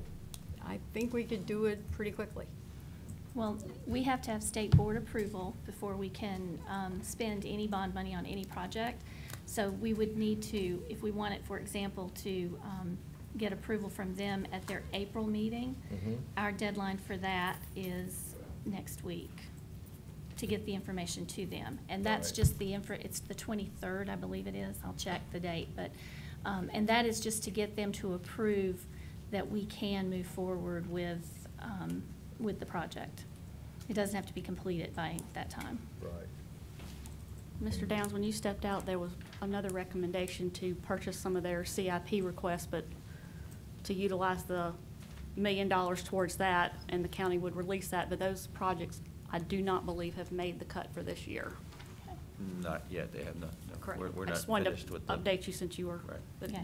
that they were not on our list at this point Okay. because of the courthouse and the high school and the middle school, elementary school. And our re-roof project and the HVAC project are the two that you're talking about, Pam? The 2 CIPs that we asked for. It's what, 700 and? Yeah, there was 300 for regular capital, 300 for roof, and 119 for the HVAC. Okay. Okay, and I guess I'm just trying to get it clear in my head. This is on our agenda for approval a week from tonight. But you will not have the answer to the $1 million question by that time. We won't have the official answer, but we have we have verified with the system office that this project, the project being purchasing the Angelo property and renovating it for instructional use is valid for Connect NC bond money. Right. So they have not turned down, I guess the way to say this is, as long as you present them with a project that fits within the criteria for the Connect NC bond, they have not turned down the projects. And that criteria is, it has to be used for primarily instructional purposes, and if it's to purchase property, you have to renovate the building. We did this for the property on Concord Parkway that we purchased, the Webster's Radiator Shop. We used Connect NC bond money in this same pattern. We purchased the property, and now we're renovating the property with Connect NC bond money. Mr. Marshall, what we would need to do if you choose to move forward would to separate those two parcels. The parcel that the county would purchase, because Ms. Farrington's got an application to the local government commission that's due early April, so to segregate those two pieces of property, I think would, Yeah. I'm looking at Susan, that's about the only way to make that work for her to turn in the application, because the advanced technology and the elementary school are on that financing, but she's gonna come on up here. I just want to make sure she can meet her deadline to the local government commission, because we would still need to finance Yes. a portion of that land should the board choose to move forward.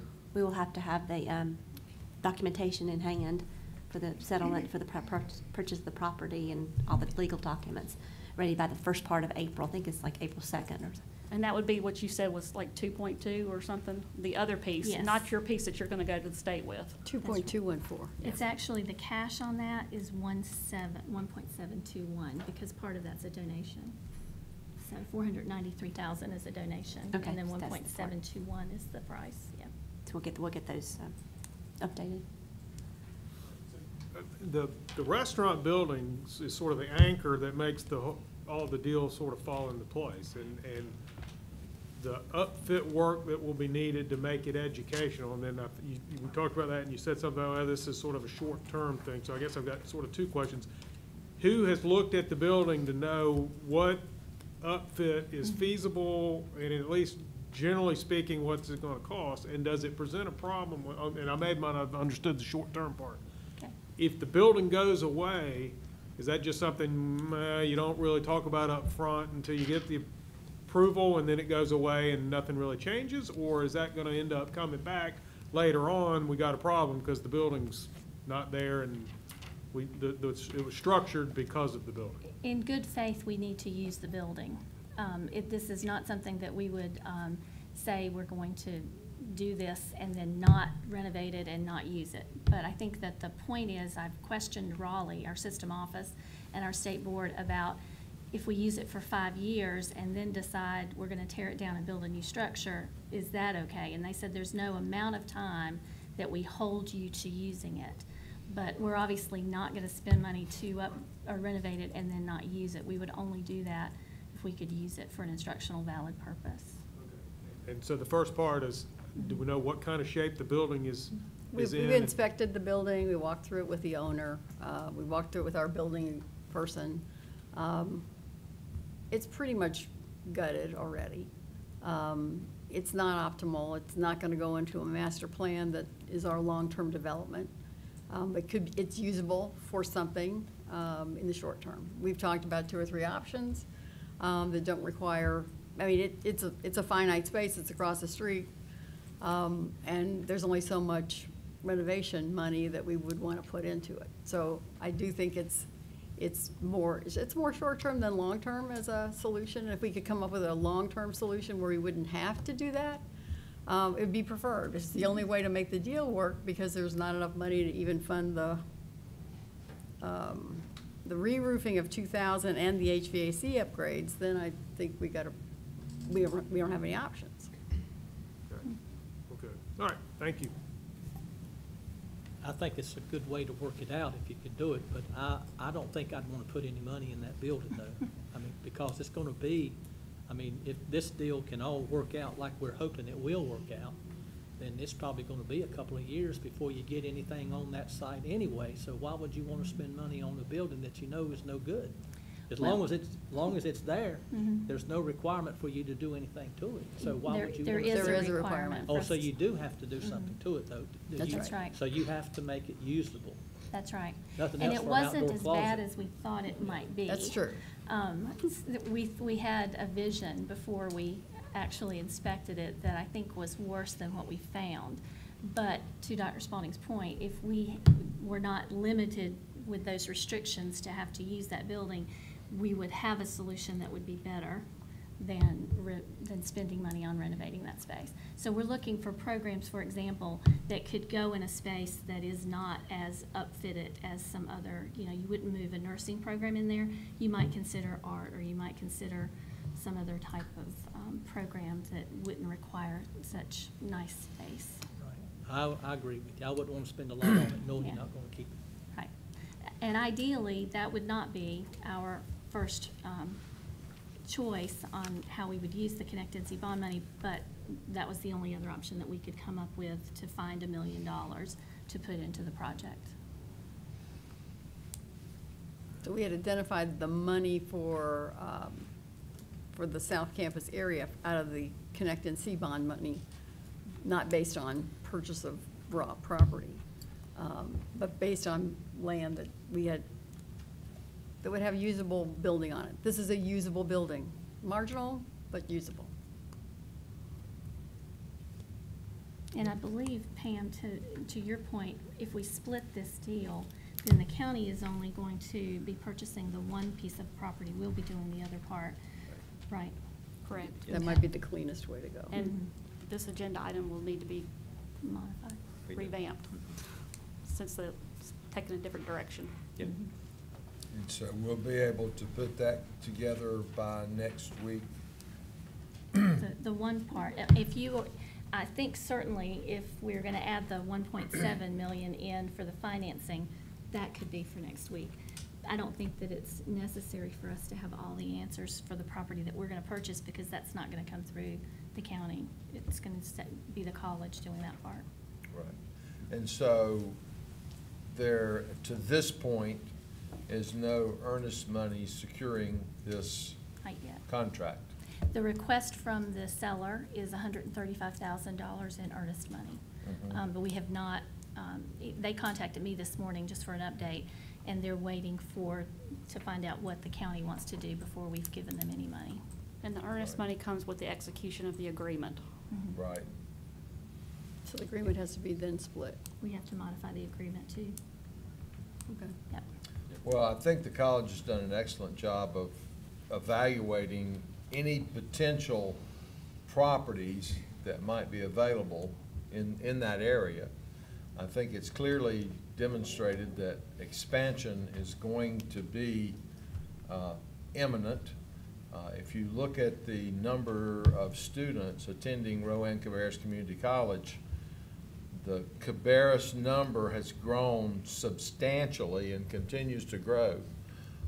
I think that our society is recognizing the value of the diplomas and certificates that the community college offers more and more every day. It's in all different areas. I hear people acknowledging the fact that the four-year college path may not be the path that brings the greatest income-producing potential for a lot of folks. That they can earn more money and be more engaged and successful in their careers with what they can gain from the community college. So I think it's important that we plan for that expansion in the future. And hopefully we'll nail some of these things down between now and when we're scheduled to vote on it next week. Are there any other questions, commissioners? Okay, thank you very much. Thank you very much. Okay, we now move to item 4.3 from Cabarrus County Youth Commission. We're happy to have Tracy LeCompte with us.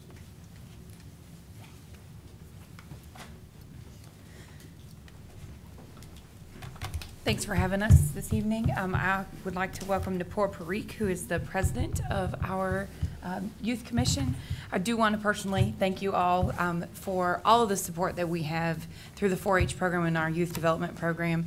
Your continued support makes us be able to grow and do a lot of things. The Youth Commission has been very active this year, so I will turn it over to Niport to discuss this agenda item.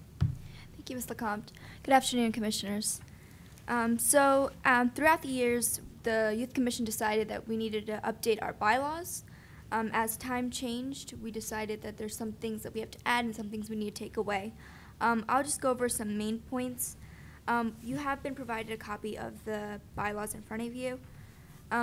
The phrases in blue are the things that we removed, and the phrases in red is what we replaced it with. The main things that we changed were the wordings. For example, we changed will to shall, just to make it sound more professional and make it clearer. We also changed and fixed grammar issues in the documents, commas, periods, comma splices, things like that. Some of the items that we changed in the bylaws was for clarification, just to make things sound crystal clear instead of having any ifs or buts. So one of the main things that we added to the membership portion of the bylaws is the preference will be given to underclassmen through high school to apply for a 2-year term on the Youth Commission. Seniors can apply and may be able to be selected for the Youth Commission if needed. Some other things that we've changed were the portion of the election of officers. For the portion of the president, preference for nominations for president will be given to those commissioners who are serving their second year of their term.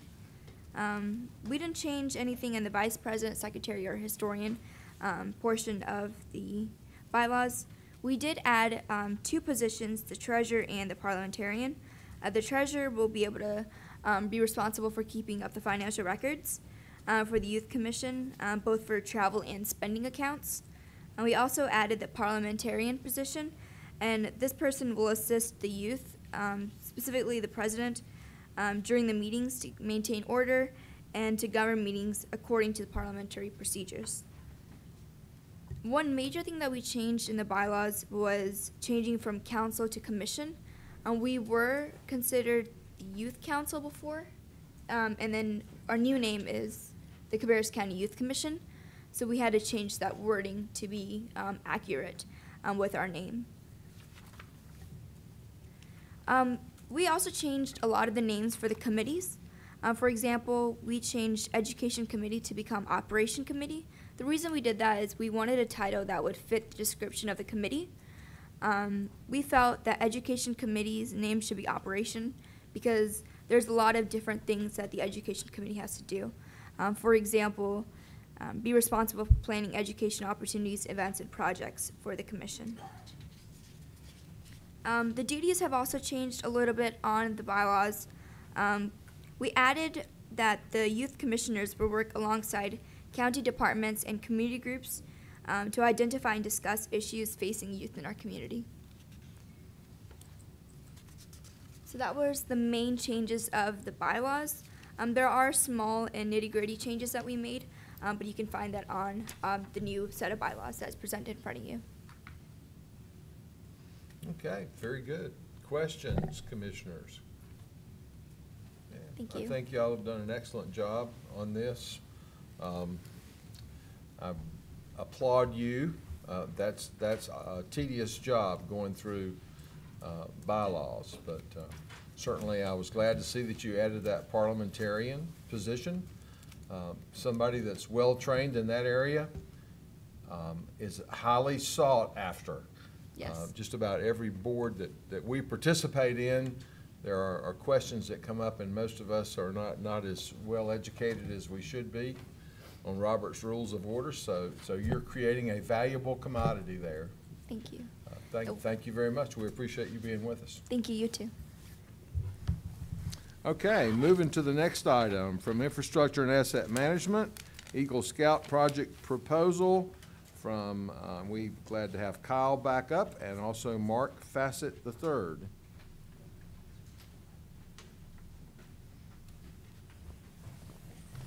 And his parents. Thank you for bringing up the aerial. So a local Eagle Scout, Mark Fassett III from Troop 623, is proposing a project at the Cabarrus County Animal Shelter involving wall-mounted flags and a monument in the memory of law enforcement canines. He'll go ahead and handle the presentation and tell you what the plans are, and then I'll speak again about the implementation of the project. Good evening, Commissioners. My name is Mark Fassett, and I'm from Troop 623 in Midland, North Carolina. And my project, as Kyle was saying, is a canine memorial, and I'll be mounting flag poles to the buildings. If you can see on the left side of the picture, that's where we'll be building the monument. It'll be a cement, basically a cement podium that will be mounting the plaque to, and then behind it we'll be adding shrubbery and continuing out the landscaping on the left side. And then for the flags, we'll be mounting flag poles to the sides of the building. On the left side will be the North Carolina state flag, and on the right side will be the American flag.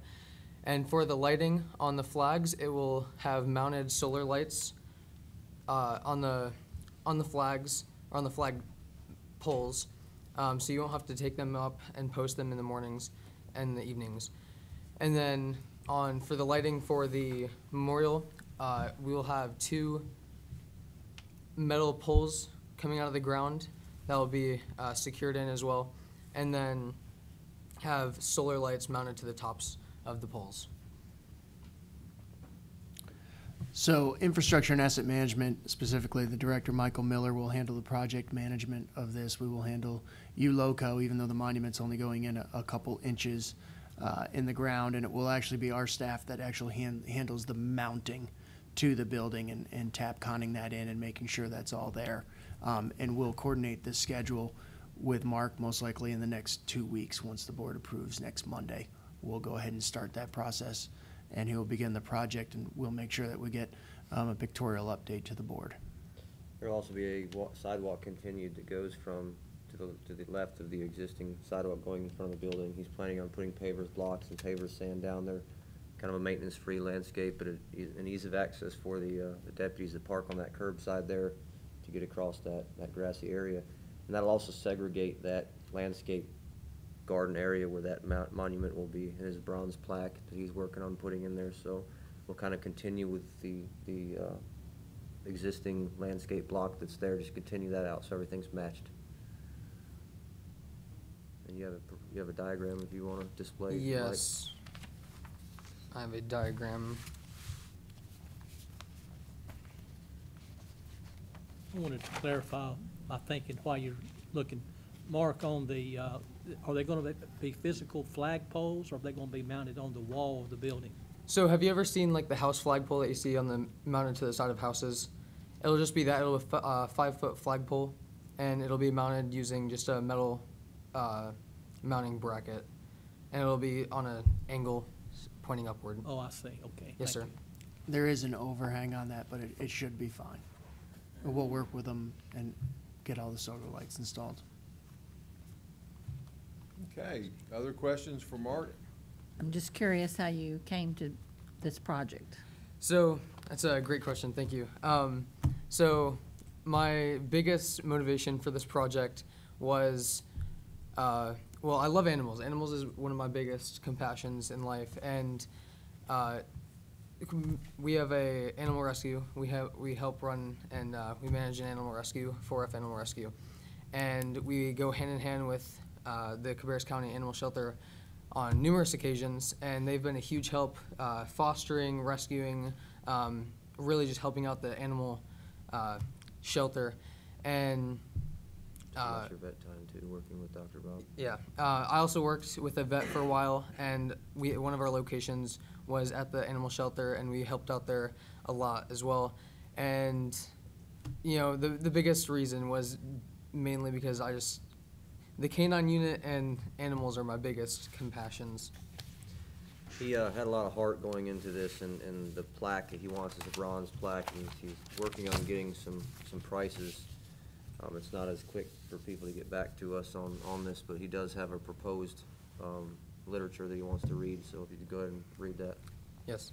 In honor of the past, present, and the future K-9 units, the people of Cabarrus County thank the K-9 officers and their handlers, the unsung heroes of our community. Very nice. Thank you.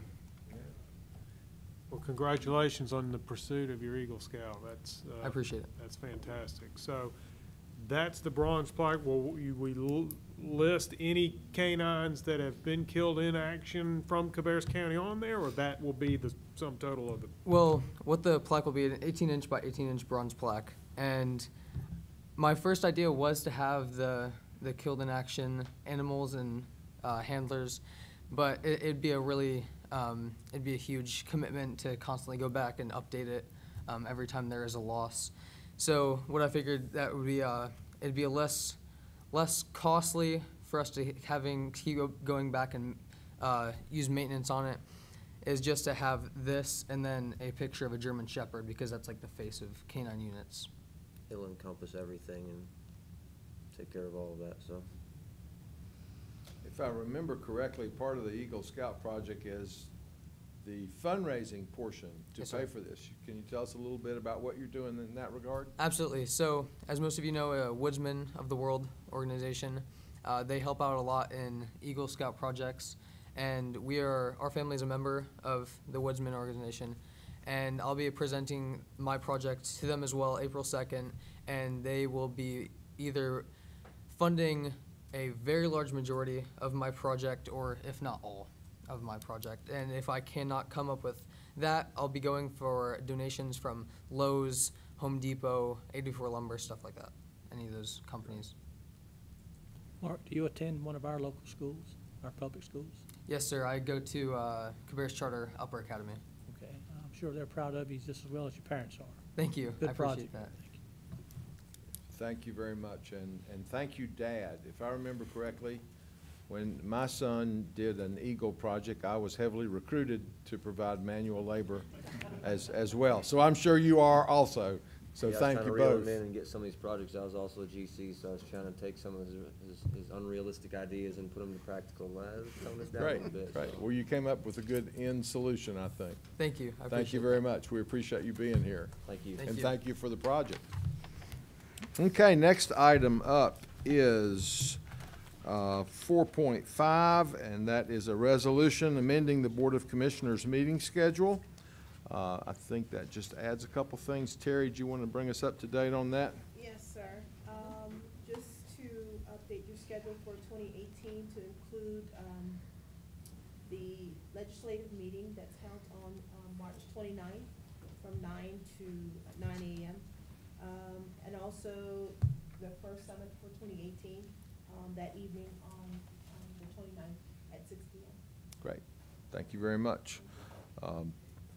Both very important meetings, the first one with our entire legislative delegation, and then our summit meetings, which we've talked a lot about with our municipal elected officials. So we move now to item 4.6, approval of settlement, release, and purchase agreement, and Jonathan Marshall is going to bring us up to date on that one. I will try to make this less complicated than it really is, but yeah, I was going to say, Terry, if you don't mind going to that map, the aerial I think helps. So looking at this aerial map, the Water and Sewer Authority is undertaking an expansion of the Muddy Creek Waste Treatment Plant south of Midland. As part of that, just like any use, it requires a site plan and some buffering. They were unable to meet their buffering requirements because of the way the original plant was located, including the drive coming in from Hopewell Church Road. So they went before our Board of Adjustment. Because of its unique location and in being in such a rural area, the Board of Adjustment made findings of fact and granted a variance to them to construct this enlargement. So they've started that construction project. The property to the north, which is actually on this map, it's to your right, is the John Bunyan Green Farm. It's a large farm, a historic farm that has agricultural conservation easement on it. The heirs of that property challenged the variance to Superior Court.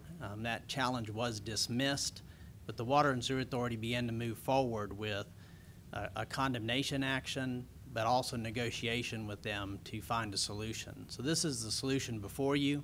The yellow hashed area is an area that the Water and Sewer Authority will be purchasing a landscape easement, thus meeting both our requirements as well as providing a good buffer around the treatment plant.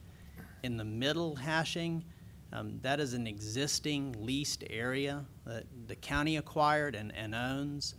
Water and Sewer Authority will be acquiring that in fee simple rather than it being a lease. That lease, when the county originally purchased it, had a time limit on it. So there would have come a point where that lease would have had to been repurchased, or we would have had to work out some other deal, some other arrangement with those property owners. But through this, they'll be purchasing that in fee simple, which will handle that problem from this point forward. The rest of it is just a landscape easement. The heirs of the property, the John Bunyan Green Farm, are moving forward with their forestry management plan and intend to do some logging on this property. So the other benefit of this solution is that landscape easement will not be forested. So you will have mature hardwoods that will remain in place as a buffer to this treatment plant. There really is just farms surrounding it. There is one subdivision, however, that may have been able to see the treatment plant once the logging was completed, so I think this will solve that problem. We've been working through the draft agreement, so it's not attached to your agenda, but will be for your regular agenda. The parties include Cabarrus County, the Cabarrus County Board of Adjustment, and Rich Cook will present this to the Board of Adjustment tomorrow as a settlement. The Water and Sewer Authority, the John Bunyan Green heirs, as well as the Land Trust for Central North Carolina, who hold that conservation easement. There is a purchase price. I think this may be the best part. Water and Sewer Authority is paying that rather than the county. Okay, questions for Jonathan? Very good. Okay, we move now to item 4.7, Communications Marketing Activity Contracts, and we are happy to have Kristen Jones to talk with us about that. Good evening. I'll be brief. So 2 contracts that were associated with the rebranding campaign that began in 2017, extended over fiscal year 2017 and 2018. And during the 2018 budget request, unfortunately, they were not re-budgeted. So I am here to present the budget amendment that would appropriate fund balance to cover these 2 contracts. The 2 contracts are for Walker Marketing at $22,000 and Avant Marketing at $15,680.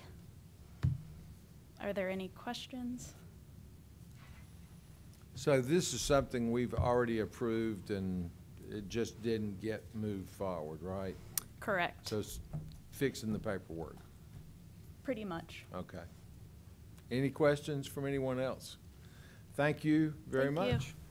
Okay, we move now to item 4.8, Mount Pleasant Middle School Sale Offer Review.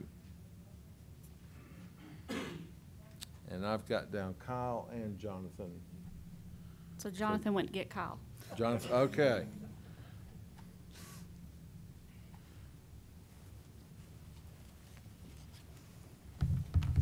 Sorry about that.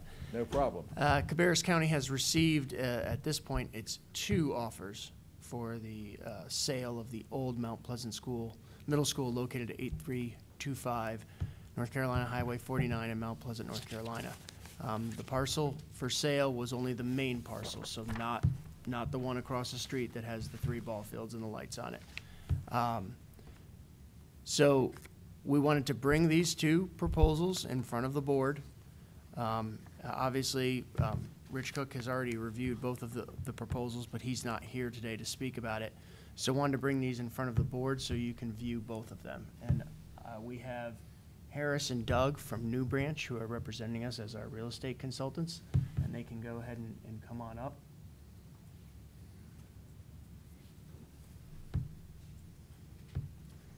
Am I correct that we only received material on one of the offers in our agenda? No, the second offer was attached also. It's probably in the updates to your agenda. The updates, Okay. yes, I'm sorry. Okay, very Yes. good, thank you. So it wasn't there last night? Okay.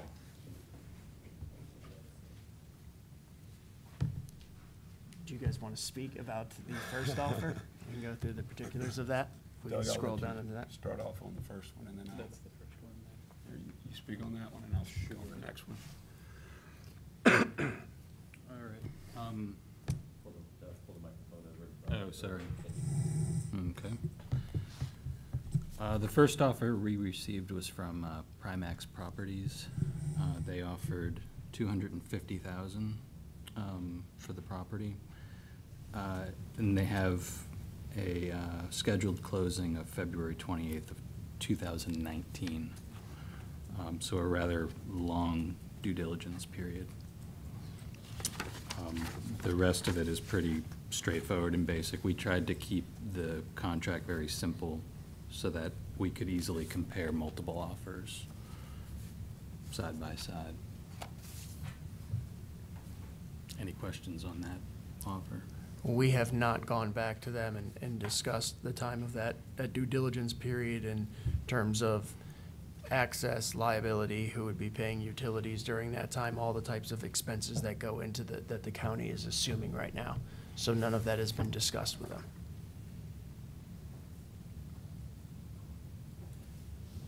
Again, just for information, you're gonna hear two tonight.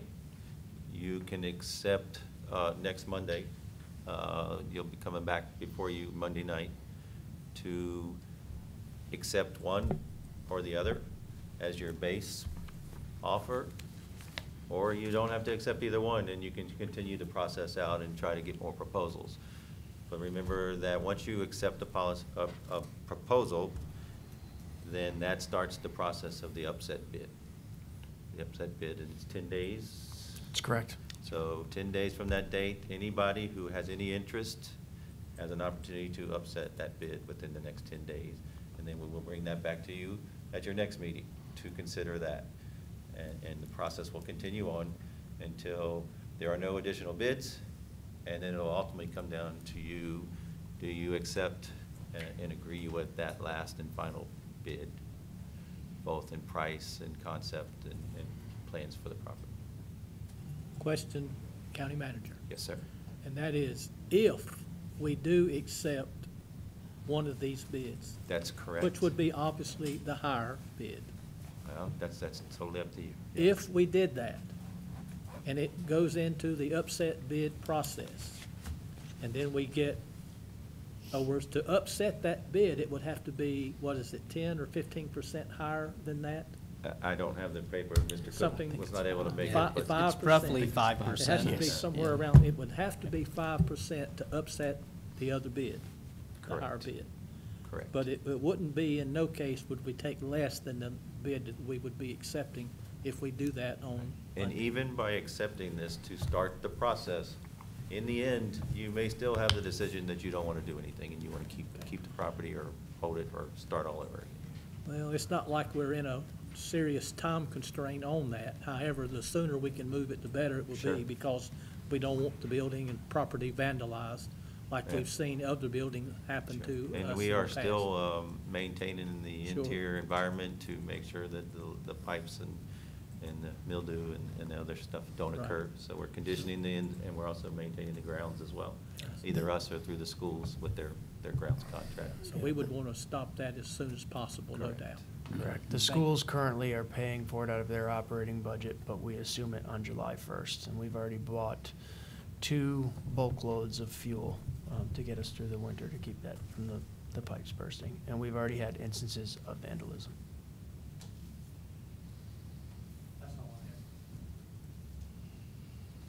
And so the offer with the higher amount, Is the second offer that would have been on the, and their examination extends through April 19th, 2018.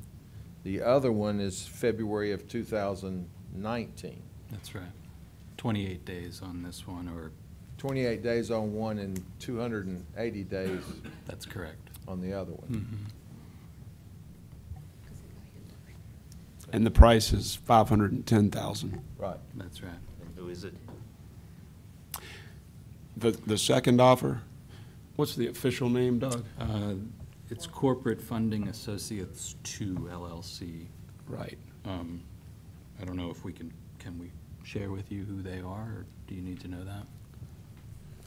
I assume The that's signature page has his, Yeah. it has all, right? Mm-hmm. Has all his contact information. It does, yep. And I think the beauty of that one is it also closes April 20th. Exactly. So Mhm. a little longer than a month and we're done. Plus Ju- being about twice as much or close. Right. Well, if I may add a couple things, and pardon my voice, our asking price is 900,000. We have had a number of tours, at least 5 tours. We've had about 7 interested parties. We feel like we have good exposure to the market. There are a lot of people who know about it. We've advertised it in a lot of different places. We've put out a tremendous amount of information on a link to our website where we can provide extensive information on the due diligence material. Phase 1, asbestos reports, everything. We have advertised it and put it out there. So we feel like it has received good exposure. And then secondly, I would say that there's still a lot of interest out there, and I wouldn't be surprised if if there are a number of people who are just watching this process and, may look at this and may choose to consider an upset bid. As Mike said, the county commissioners, once they accept this, it's conditionally accepted, which means obviously it's subject to the upset bid process, but also like Mr. Downs said, the county commissioners can revoke that at any point in time, as I understand it. So we feel like it has received good exposure, and of course, the reason we like this first bid is that it does, not only is it a higher price, but it closes quickly. Can you enlighten us on what are the proposed uses? As to Or at least the- in just general concept of what they're proposing? Yeah. In general, the buyers who have the higher bid wish to have a mixed-use project that's would have commercial up front and a mix of retail uses and commercial uses up front on the ball fields that are open space.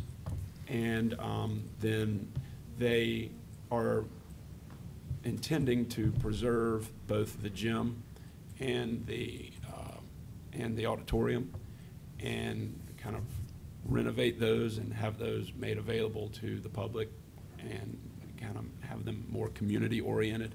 And then they want to have residential on the backside. And I don't know exactly what that residential would look like, but that's the general plan.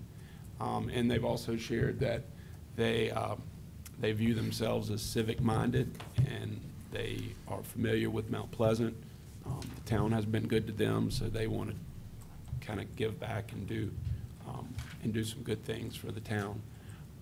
They envision that this is going to help the tax base, and so, it seems like a really good,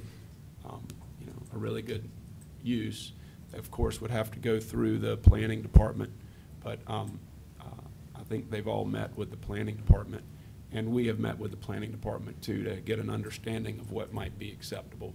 And I think it appears to be an acceptable plan, but of course that would be up to the planning department to determine. The first offer was a similar use also, mixed use, commercial in the front, residential in the back. However, I don't think there was any mention of preservation of the theater or anything in that first offer. Yeah, it was a full scrape of the site. And then, That's Rob. Well, looking to you as our real estate advisors, I'm getting I can interpret your comments in two different ways. One is the property has gotten great exposure and a lot of interest, so there may be additional offers coming. The other way that I would interpret that is the additional offers are waiting for us to start the process, and then they will act, which comes closest to being accurate. Our gut tells us that there are one, maybe two, and Harris, correct me if I'm wrong, one or maybe two parties out there that are just waiting for. They don't want to be the first to step out. They're That's waiting. right. They want to wait Right. for the conditional approval or acceptance and then present their upset bid. I see. Yep. Okay, commissioners, additional questions? Okay, well, I guess we've got 1 week to think about it. Is there any other information that we would need to bring back to the board next Monday that would help with the decision? Thank you very much. All right. Okay, we now move to item 4.10, resolution supporting legal action regarding the opioid crisis. And I think the county manager is going to update us on that one.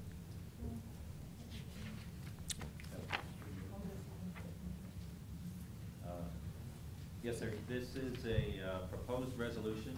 Yes, we've had many on staff level comments and discussions on the opioid issue and the negative impacts that it's had throughout Cabarrus County, throughout the state, and throughout the country. There has been some additional discussions on joining into some legal action along with other counties and cities throughout the country in an effort to get reimbursed for some of those additional expenses that those jurisdictions have endured throughout this process. And then also the emotional issues of what it's doing to the communities that's involved. So the first step in the process, as the board has discussed a few times, that they are willing and wish to proceed in that part of the process of moving towards opioid, of hiring a firm to represent Cabarrus County.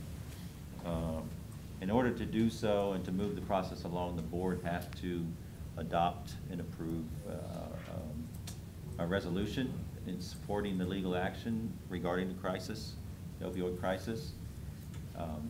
And I can read that tonight for you and for the TV, if you would like me to. Is that appropriate, or you want to hold off? I think we can go either way. One of the things that I had commented on earlier was currently, I think this is on our consent agenda. I think it would be appropriate to pull it off the consent and put it on our regular agenda to draw as much attention as possible to this issue. So I think to read it both times would be appropriate. Okay. Well, I'll go ahead and read this time, and you can have it on the big Okay. stage. How about that? Great. I'll listen carefully. Okay, resolution declaring there to be an opioid crisis in Cabarrus County and declaring the causes of the crisis to be a public nuisance. Whereas the Cabarrus County Board of Commissioners has the statutory authority pursuant to North Carolina General Statute 153A-121 to take actions necessary to protect the public health, safety, and welfare of the citizens and residents of Cabarrus County. And whereas the board has been made aware of the existence of a significant number of cases involving opioid abuse, addiction, morbidity, and mortality in the county. And whereas the board has also been made aware of the impacts of opioid abuse, addiction, morbidity, and mortality on the citizens and residents of the county, and of the impacts on services provided by the county to its citizens and residents, including but not limited to human services, emergency medical services, public health services, through the Cabarrus Health Alliance, law enforcement, and emergency services. And whereas there is significant evidence to suggest that manufacturers and distributors of opioids have aggressively marketed their sale to physicians under the guise that prescribing these opioids is medically necessary for virtually any ailment that causes pain, and with the assurance that prescribing large doses of opioids creates little or no risk of addiction. And whereas such tactics, if proven true, are violations of various federal and state laws designed to monitor and control the dispensing of opioids and constitute tortuous acts creating liability of such manufacturers and distributors to the county and its citizens and residents for the physical and financial harm caused. And whereas, in addition to prescribing of opioids as described above, whether lawful or otherwise, there is significant evidence to suggest that a large number of such prescribed opioids get diverted to persons who use them, but for whom such drugs have not been prescribed and who take such drugs recreationally and often to support an addiction. Whereas the financial impact to the county from these circumstances is substantial, particularly in the view of the fact that the significant number of persons addicted to opioids and the family members they support are uninsured or underinsured and relied on the provision of county services without reimbursement to the county. And whereas, apart from the financial impact, there is a human impact resulting from these circumstances on the parents, spouses, children, siblings, and friends who witness the suffering and sometimes the loss of life of a loved one, not to mention the loss to the community of the gifts and talents of such persons. And whereas these circumstances are real and pervasive and unreasonably interfere with the public health, safety, peace, comfort, and convenience of the citizens and residents of Cabarrus County and of the county itself. Whereas, on the advice of legal counsel, it appears to the board that the county has valid claims for damages against the opioid manufacturers and distributors, and possibly others for violations of constitutional, statutory, decisional laws, and the common law. And whereas it appears that such claims are for the past cost incurred by the county, but also for significant future costs that will be incurred to pay for additional county services and for treatment, rehabilitation, and counseling. Now therefore, be it resolved by the Cabarrus County Board of Commissioners at its regular monthly meeting with a quorum present as follows. Number one, that there exists a crisis in Cabarrus County with the use and abuse of opioids. Number two, that the board intends to take all reasonable actions necessary to seriously lessen or eliminate this crisis. Number three, that board declares the opioid crisis to be a public nuisance pursuant to Article 57 of Chapter 106 of the North Carolina General Statutes and North Carolina General Statute 150A-140 that needs to be abated by whatever reasonable legal means are available. And number four, that the board shall retain legal counsel to investigate and pursue legal actions against those responsible for causing and perpetuating the opioid crisis in Cabarrus County. To be adopted on the 19th day of March, 2018. Thank you. I think that we've learned a great deal about the opioid crisis over the past months. Certainly our EMS folks have done a lot to tell us about it. I think that all the commissioners have also ridden along with our EMS folks and in several instances actually seen what happens with some of these overdoses. Hopefully some of our awareness efforts have gotten us off the top list, top in the state, which we resided a couple times as far as overdoses. I've been contacted by several people that were concerned. One in particular was somebody that has some serious medical issues and relies on some of these medications. They were concerned that we were taking steps to deprive them of the ability to obtain what they needed medically. And I was able to explain that that wasn't the case.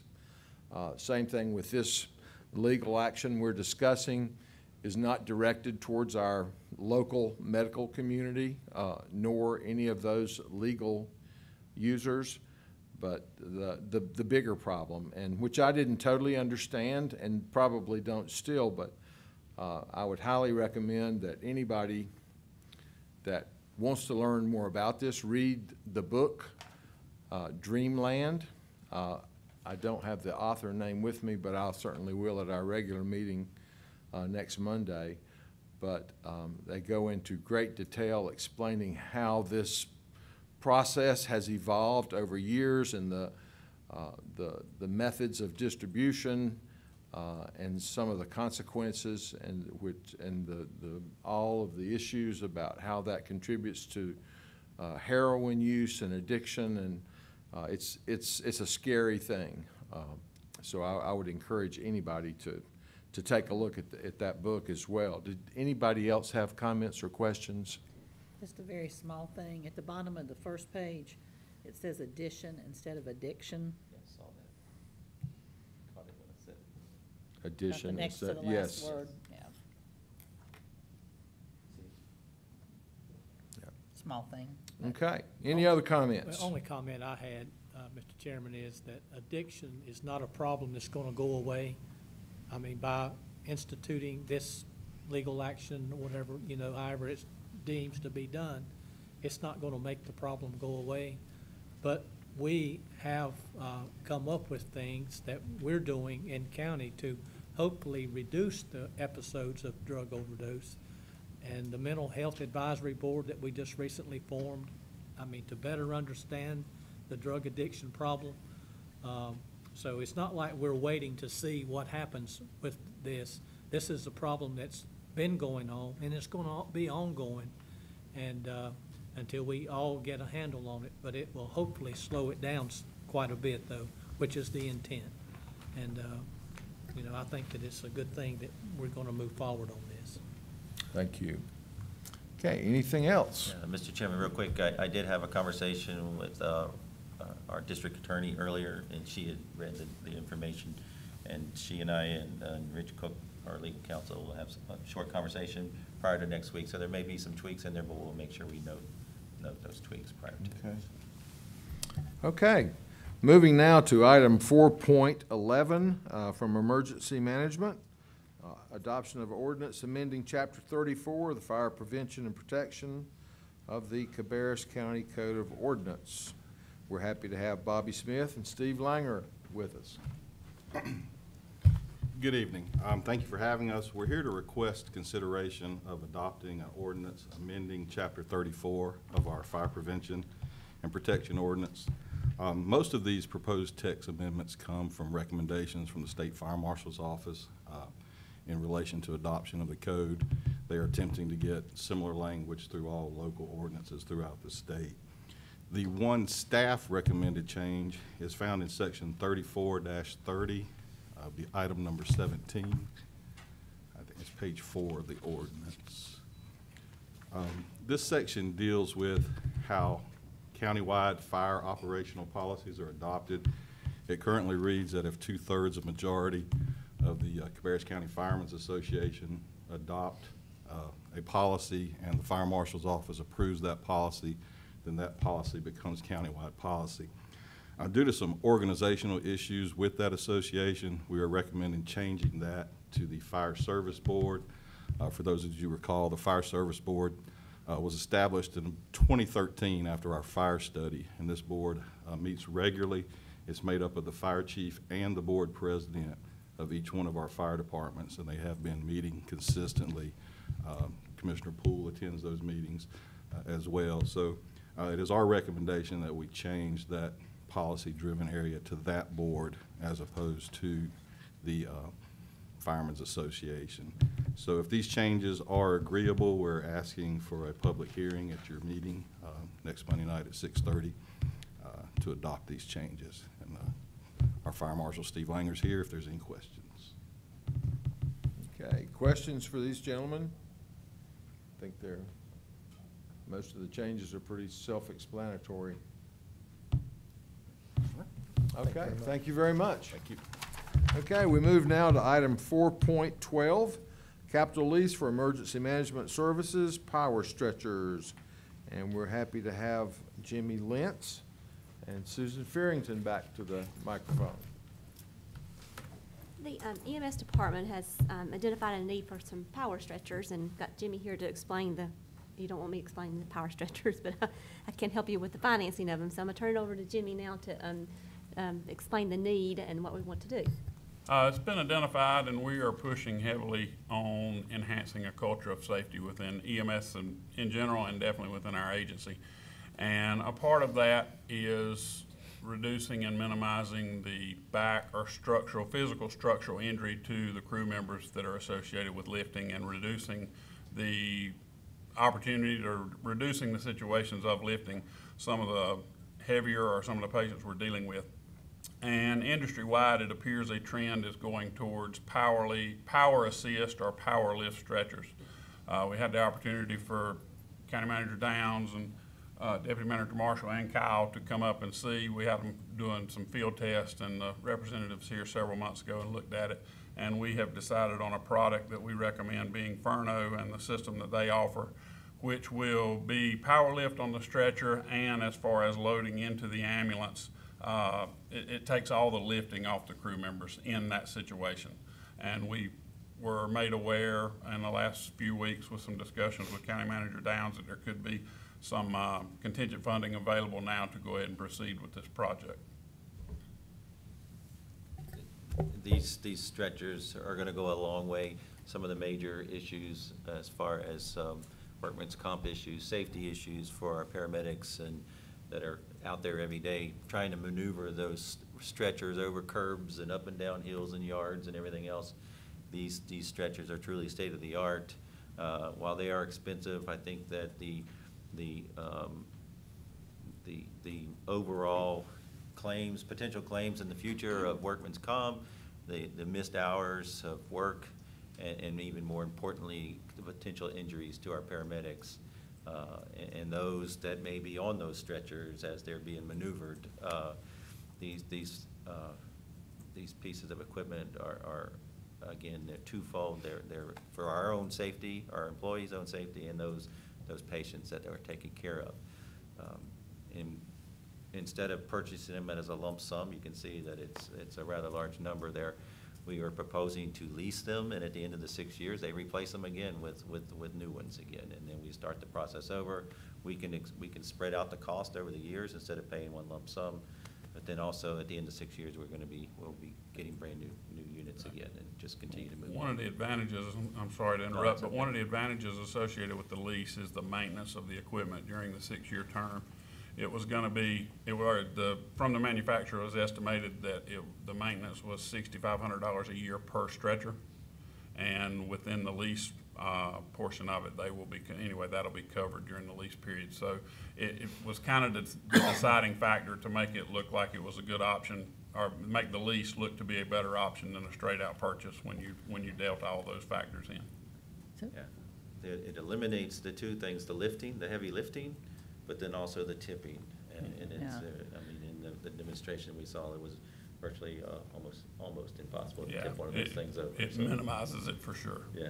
So 2 questions I have. One is 18 the number of vehicles you have, so that covers them all? Yes, it will be covering everything to include the spares, because if we wanted to do it with trucks going out of service, preventative maintenance, for whatever reason, it's not unusual to have a spare truck in service, and we wanted to do it across the board. If we went forward with it, we wanted to do it universal. So for clarity, you talked about at the end of 6 years that you would get new ones? It would, I mean, at that point, I would recommend, or the way I'm approaching it is to revisit another lease at the end of 6 years. Yeah, I didn't think it was like the school buses, but I wanted to make sure. Right, for technology advances and everything else, I'm sure their product they have out in 6 years will be better than the product they're offering now. Well, and I agree with what County Manager Downs said. Is that and currently, the recommendation on stretcher life is 6 to 7 years. So it would taking all that in mind, I think it's a pretty good situation to be in. Obviously, it's good for the employees, but I would think it would be good for the patient too, because you're not, we have to worry about dumping the patient possibly, as you said. So I mean, it's a win-win, I think, for it minimizes the risk in many ways. Jimmy, how many are we turning in to get the trade-in credit? the stretchers, and truthfully, the stretchers we've got now, we have been and we will keep some of them. We've been talking for 3 years now about the safety standards we're going with the new ambulances. We will keep some of those in the case we would have failures that we had to send off with the new product. I would recommend keeping 3 or 4 of the current Furno stretchers. The older Stryker brand stretchers that we've got are truthfully not going to have a trade-in value just because we're getting in the 5- and 6-year service life of them, and it's just not going to be there. Only reason I asked Jimmy is it says it had one, it just said one trade-in credit, so I'm, Yeah, assuming it was more than one stretcher. No, the trade-in value is going to be minimal. For us and the bang for the buck, what we will do is look at the ambulances we have surplus to the volunteer fire departments and make sure they have a newer product on than when we surplused it. And what we're going to end up with is stretchers that have no value, truthfully. Yeah, well, that's basically where I was going with it. Right. Could we use them somewhere else in No, the it's a volunteer great fire question. department? So we were on the same page. Yes, sir, we will, and we'll look at them and make sure that we have the most modern, the most updated equipment in these situations. That's great. Thank you, Jim. We're proposing, if the board would permit it, to go ahead and purchase these this year with available funds instead of waiting an additional 4 or 5 months. Let's go ahead and try to get them on the streets as soon as possible. So with that being said, it's over the total amount, that for 6-year payment, so $115,190.14 for 6 years for a total of $691,140.84. And since the equipment is greater than $500,000 and it's longer than 5 years, we have to have LGC approval. So basically what we're asking is to move forward, I'll have to turn in an application to the Local Government Commission and get approval. It's too late to get on their April agenda, so it would have to be the first Tuesday in May. They like to have their applications a month in advance. So I had to check with that. So, and then, like Mr. Downs said, the first payment we want to go ahead and make out of this fiscal year of FY18, and then propose taking that from some interest savings that we had on our LOBS 2017. If you recall, we were going to borrow money for the warehouse, and we ended up not doing that. But it was too late in the budget process to take that out of the budget when that decision was made last year, so that we do have some funds available to make this first payment. Okay, any other questions? Thank you, Jimmy. One additional thing, by the time we turned in our agenda item for the deadline, we did recognize a need. There will be 9 or 8. Just this gained strength within the last 10 days, and to a degree caught us unprepared on some of the items. But 9 oldest ambulances that are prior to the Demers units we've got that meet the safety standards, that have the old stretcher restraint system in them, will have to be upfitted to improve the structural stability of the flooring and everything to meet the demands of the new system. We've got a quote of $13,500 to upfit those 9 ambulances. That would be worst case scenario, because if our fiscal year 19 budget proceeds as we've presented it, we would be replacing 4 of those now. So potentially we could just be upfitting 4 of the ambulances with the older system. So the $13,500, and that would be worst case, I would truly anticipate it being half of that. So I will update the backup for the Monday night's meeting with this new information to include the $13,500 in our budget request and to proceed forward. Okay. Any questions? Thank you. Thank you. Okay, we move now to item 4.13. Susan stays with us to talk about limited obligation bonds. As each month goes forward, we have a new debt process to go through. So this month, I'm coming to you asking for additional monies to go ahead and be budgeted for our legal expenses for the debt. Sometimes you have contracts that need to be signed before we get our debt proceeds in May. So this would record our budget so that we can pre-audit some contracts for legal or for bond attorney, underwriter, and things that are coming through the process that we will not receive. We will have the funds in May to reimburse ourselves, but in the meantime, we need to go ahead and put those in place. So this will allocate $750,000 to be placed into the project ordinance and the budget amendment, so we can go ahead and pre-audit some of these contracts that are coming. Okay, any questions? Okay, Susan has the next one also. Resolution relating to installment financing contract. So at our meeting next Monday, there is a need for the public hearing for the new debt issue, and we've been speaking to you about this for several months. We've identified some projects for the LOPS 2018, which we will issue in May. Our projects are the elementary school for $25 million, the Advanced Technology Center for $13.2, but after tonight's discussion, we're going to change $1 million here and there. So that's going to change to $14 million. We have 20 mobile units for Cabarrus County Schools. We have the Rowan Cabarrus Community College land. We have 2 HVAC replacements that we need to take care of, Jay and Freeze and Mount Pleasant High School. So our project total is $51 million, but we always have to do a not to exceed amount, and so we're putting in our debt process $55 million. And that's what this resolution that will need to be approved at the Monday night meeting, and we'll read, Commissioner Morris will read the resolution, and we'll also at the same time have a public hearing for anyone to speak for or against the process of borrowing the money for these projects. I know I rattled that off. One more time. Sure. And I can add that to the agenda if we need to for Monday night. But the elementary school for $25 million. The Advanced Technology Center will be $14.2 million. 20 mobile units for Cabarrus County Schools, $2.4 million. The Rowan Cabarrus Community College land, which we just heard about a couple agenda items ago, she's going to get a new number for me, but it should be less than the 1.7 that or 2.7 we have now. So it should be, I'll have that new number between now and then. I've already emailed her. And then we have 2 HVAC replacements, one at Jay and Freeze for $3.85 million, and one at Mount Pleasant High School for $3.85 million. So the total project is $51,093,000. And like I said, we have to do a not to exceed, because if the projects come in with, different things happen in between time, I don't have to come back and do all the process again. So we sort of make it $55 million. But there again, like I've told you in past years, we will only borrow the amount that we absolutely necessary. We will not, do not anticipate that borrowing $55 million. We'll be closer to the 51 with the closing cost added into it. Yeah, just I wanted Susan to read the list again, because there's some projects on there that we typically like to pay cash for, and that's land, and that says HVAC systems.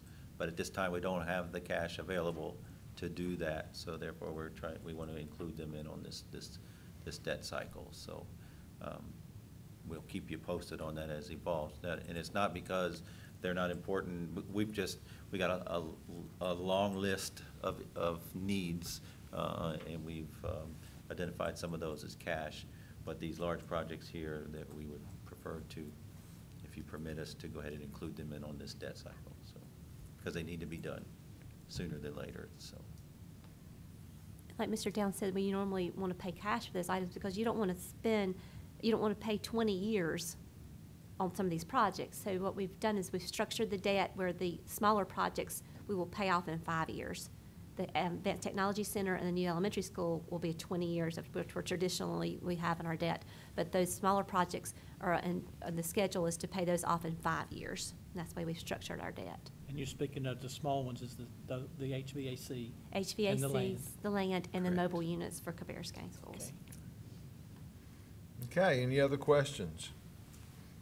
Okay, we move to item 4.15, Workman's Compensation Fund Budget Amendment. Kyle's coming to fill in some. Susan and Kyle. Yes.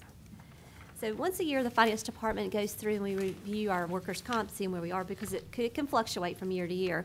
But based on the annual activity, we'll look and see if we need a budget amendment. So it's that time of year, so we've looked at it, and based on this analysis, we have a budget amendment suggested for this year, and it increases the revenue estimates due to insurance refunds received, and revises the insurance and bonds expenditure accounts due to paying for a workers' comp audit, and revises the budget for insurance claims based on a projected increase in the claims that will actually happen, that's already happened, and to the end of the year. So, like I said, the Finance Department has analyzed this and tried to work with Kyle, and they know, we don't get into like people's names and stuff like that, but the Risk Management Department does, and they know about what's coming down the pipe. So we've worked with them, and this is our best estimate to come up with a plan to meet the needs for FY18, and it's going to, actually we're going to need a little bit to appropriate fund balance, and that's also on there for $235,453. To give you an idea, there's about 4 or 5 different variables that we have to look at when we're trying to give that number to Susan, and that's in terms of just the sheer quantity of claims we have out there, but also how those claims are trending in terms of where they are, where the different employees are in their treatment processes. So it's a moving target at best. Okay, any questions, commissioners? All right, thank you. We move to item 4.16, discussion of construction manager at risk for the courthouse project. And Kyle is already with us. Yep. Joined by Tom Nunn. So want to speak to the board and looking for approval in the next meeting to move forward as a delivery method for the new courthouse with a construction manager at risk. I will explain some of the values of that process and why I think it fits for this project. Just a little background. The county has used that process to build the jail complex, or the sheriff's office and detention center, which is 3 separate buildings. We also used it when we renovated at the Concord Creamery to build a new board of elections. So the county has used that process before. The CM at risk, to dumb it down to its basic, and Tom has reached out to many municipalities and counties, and I'm sure some of you are at meetings where you hear that large dollar value projects like the courthouse renovation and the courthouse new building are using CM at risk. That benefit to using CM at risk is getting your guaranteed maximum price up front.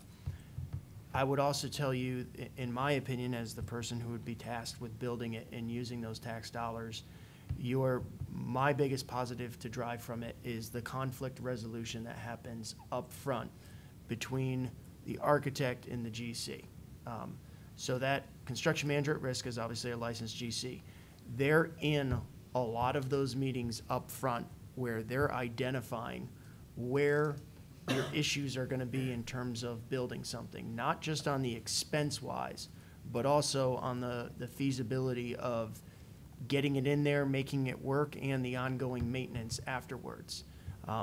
Sometimes that can be a challenge with the design team as they are, just as you say, design-oriented. Your construction manager at risk is not just construction-oriented, but also after they leave the site, maintenance-oriented. It benefited us greatly in the Sheriff's Office and Detention Center project. Another benefit that you get right off the bat is they start tiering out or identifying all their subcontractors. They have a plan that's put together for minority participation. They have a plan that's put together for local contractors, and they can tier all those out, and you can see all of those plans long before the project would be put out to bid, and you get who you get when they hand in that bid. And that is essentially how it happens on a single prime bid, is you have no idea who you're getting in those subcontractors. In this process, that is identified ahead of time, and we as the owner are made aware of that. And while we're not given input into the tiering process, meaning how they qualify, we are brought up to speed on what different tiered subcontractors they're looking at. And we can give them our past experience with those subcontractors. So you get a lot of that done in the first process of actually when your design is just starting to finish up. You've already got a lot of your conflict resolution done in terms of how to build it, how to phase it, and that has been taken into account in the design process. So typically you see a construction manager at risk come on board long before the design is completed. And that's why we've brought it in front of you so far ahead, because if you've looked at the agenda, we haven't even signed off on the programming contract with the architect yet.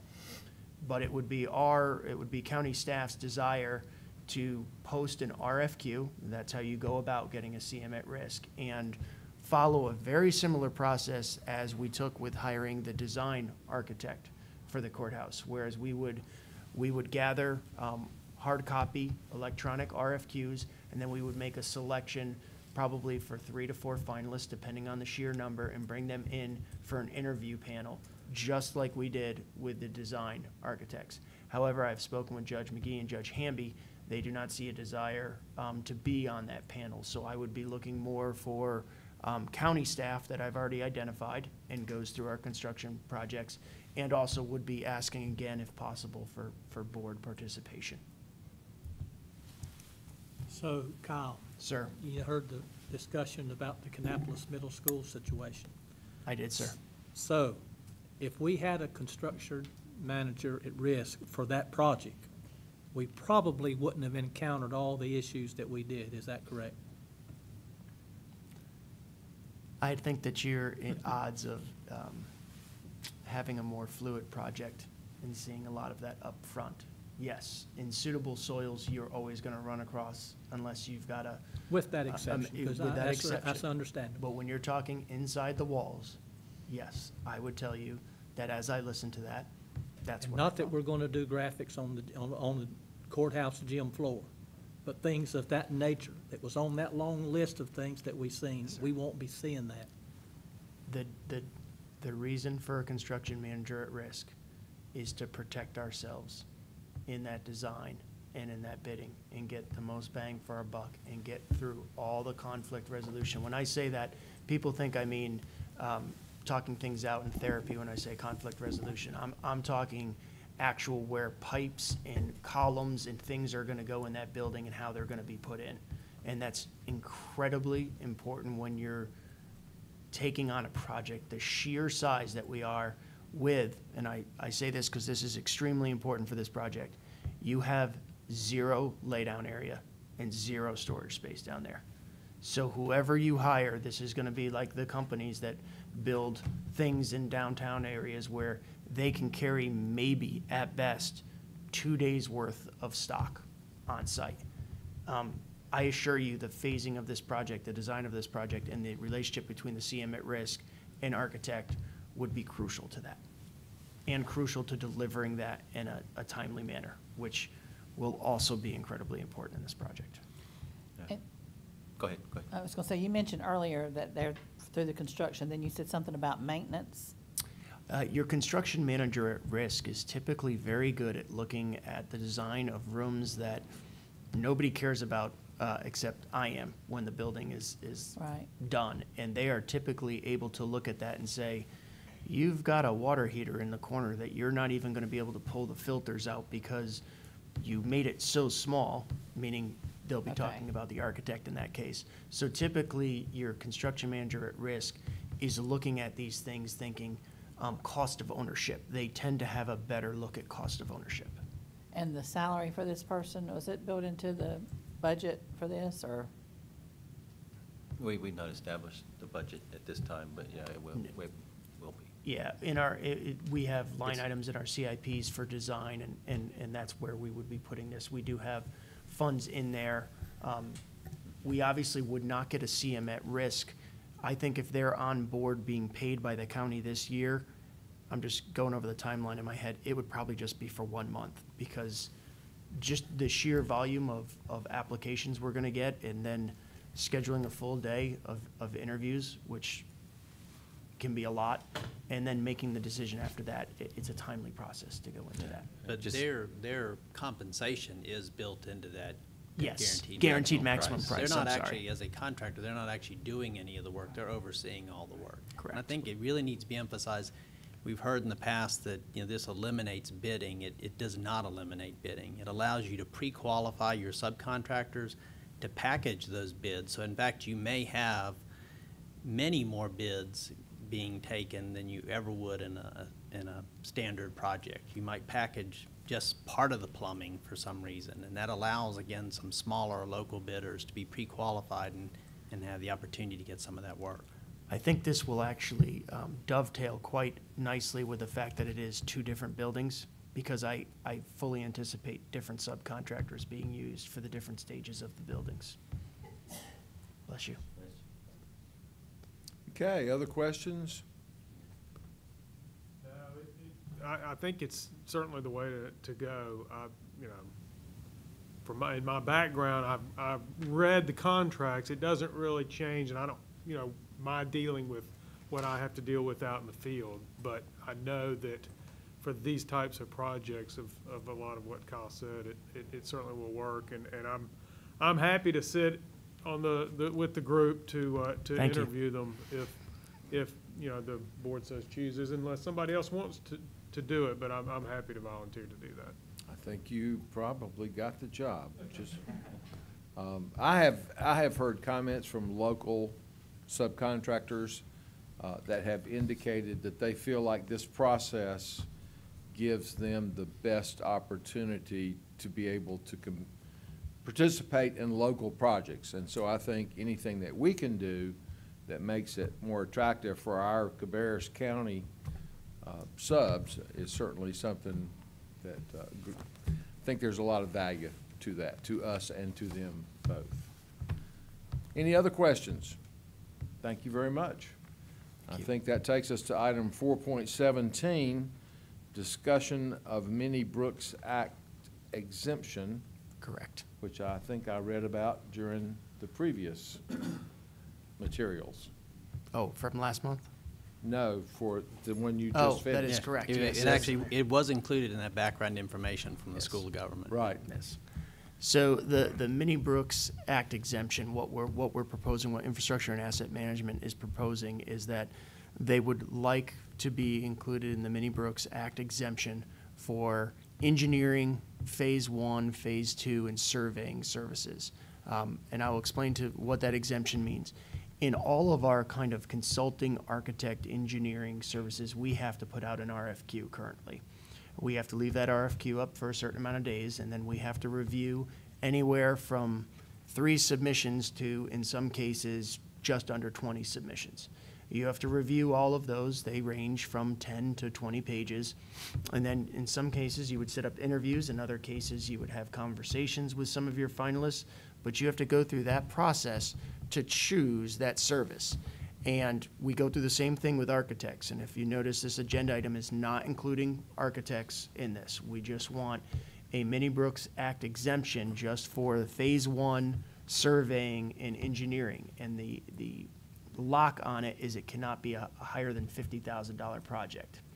What this would require myself and Mr. Miller to do is each time we wanted to hire one of these contractors, surveyors, somebody to do a phase 1, we would have to submit a letter to Mr. Downs that says, this is what the project is, this is who we want to hire, this is the anticipated cost, and this is the scope of work, and this is why we're doing it, and he would have to approve it. If he does not approve it, we can still put it out for an RFQ. And again, this is not for architectural services in any way. This is for strictly engineering along the lines of mechanical, electrical, and plumbing. It's for surveying and for phase 1. And quite frankly, the cause for this is you do see larger municipalities and counties that bring this exemption in front of their board. We've gotten to the point where I can't get the RFQs out fast enough. I can't get the information in, and I can't give it all the attention it needs to get some of this stuff done. And I have no problem continuing it, but I will tell you, as we turn around and need phase 1s faster and surveying faster, whether it's for disposing of a property, buying of a property, looking at a property, or coming up with a feasibility of a property, the whole process is starting to wrap into about 30 days before I can even get a contract and get it done. And so this exemption allows Mr. Downs to say yes or no to me, but at least gives my department, Infrastructure and Asset Management, the option to be able to streamline the process and not put it out for an RFQ.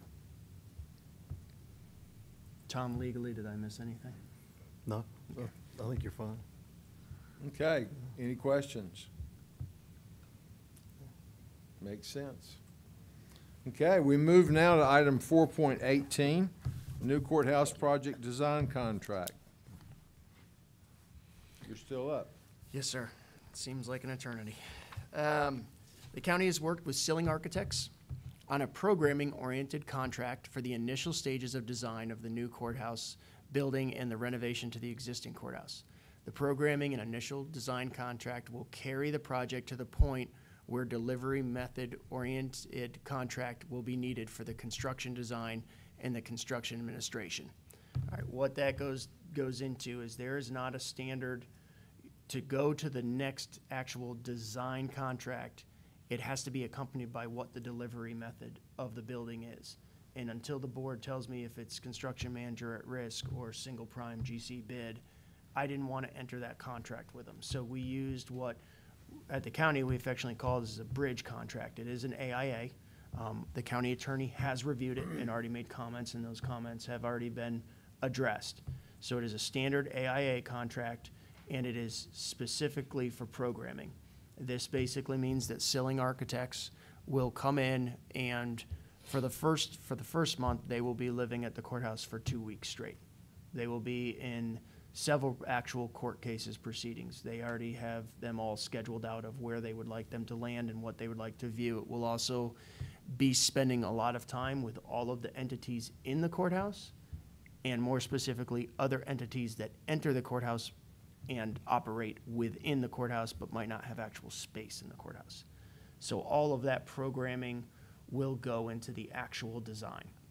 So they've proposed this contract to us. We have met with them twice on site and had discussions as county staff, both with the finance and contract department, so that they felt comfortable with what we were moving forward with. Okay. Questions for Mr. Billefer? So basically, Kyle, the AIA contract just basically puts Silling to work. It does, but Until- it's specifically programming only Right. until we get to the design phase where I am 100% sure of the delivery method. This is just kind of a stopgap so they can get them started because time is ticking. Okay, any other questions? All right, we will move to item 4.19. Offer for purchase of tax foreclosure of property, Kyle and Michael. This was the same property that I brought up to you during the last regular meeting. We had an initial bid for an upset bid. It's located at 337 Broad Drive, Southwest in Concord. And we had gotten a second upset bid, so we had to advertise again, and that's what I told you at their last regular meeting. We did advertise, and the 10 days passed. There were no other bids. So this is to authorize the most recent upset bid, and if you could just show that one that came in from, I believe, Mr. Boger. Yes, that's actually the first one. That's Mr. Watson. Yes, this is from Gary Boger, so this was his upset bid of $1,200, and he did put in the deposit money. So I'm looking for the board's permission next Monday to move forward with contacting the county attorney and handling the deed work. Okay, questions? Thank you very much. Thank you. Okay, we now move to item 4.20. Kyle again, along with Londa Strong, Byron Hagler. Let's talk about Rob Wallace' proposed master plan update.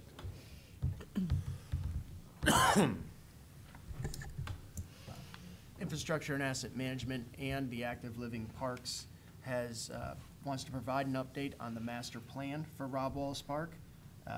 It has been provided to the Active Living and Parks Commission for review and comment, and I'll let Londa speak to that, but I believe it was unanimously That is correct. approved.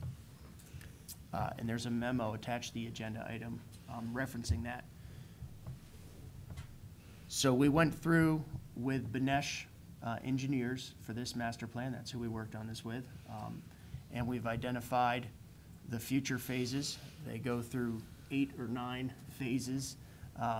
And the hardest part was prioritizing, obviously, what the phases are.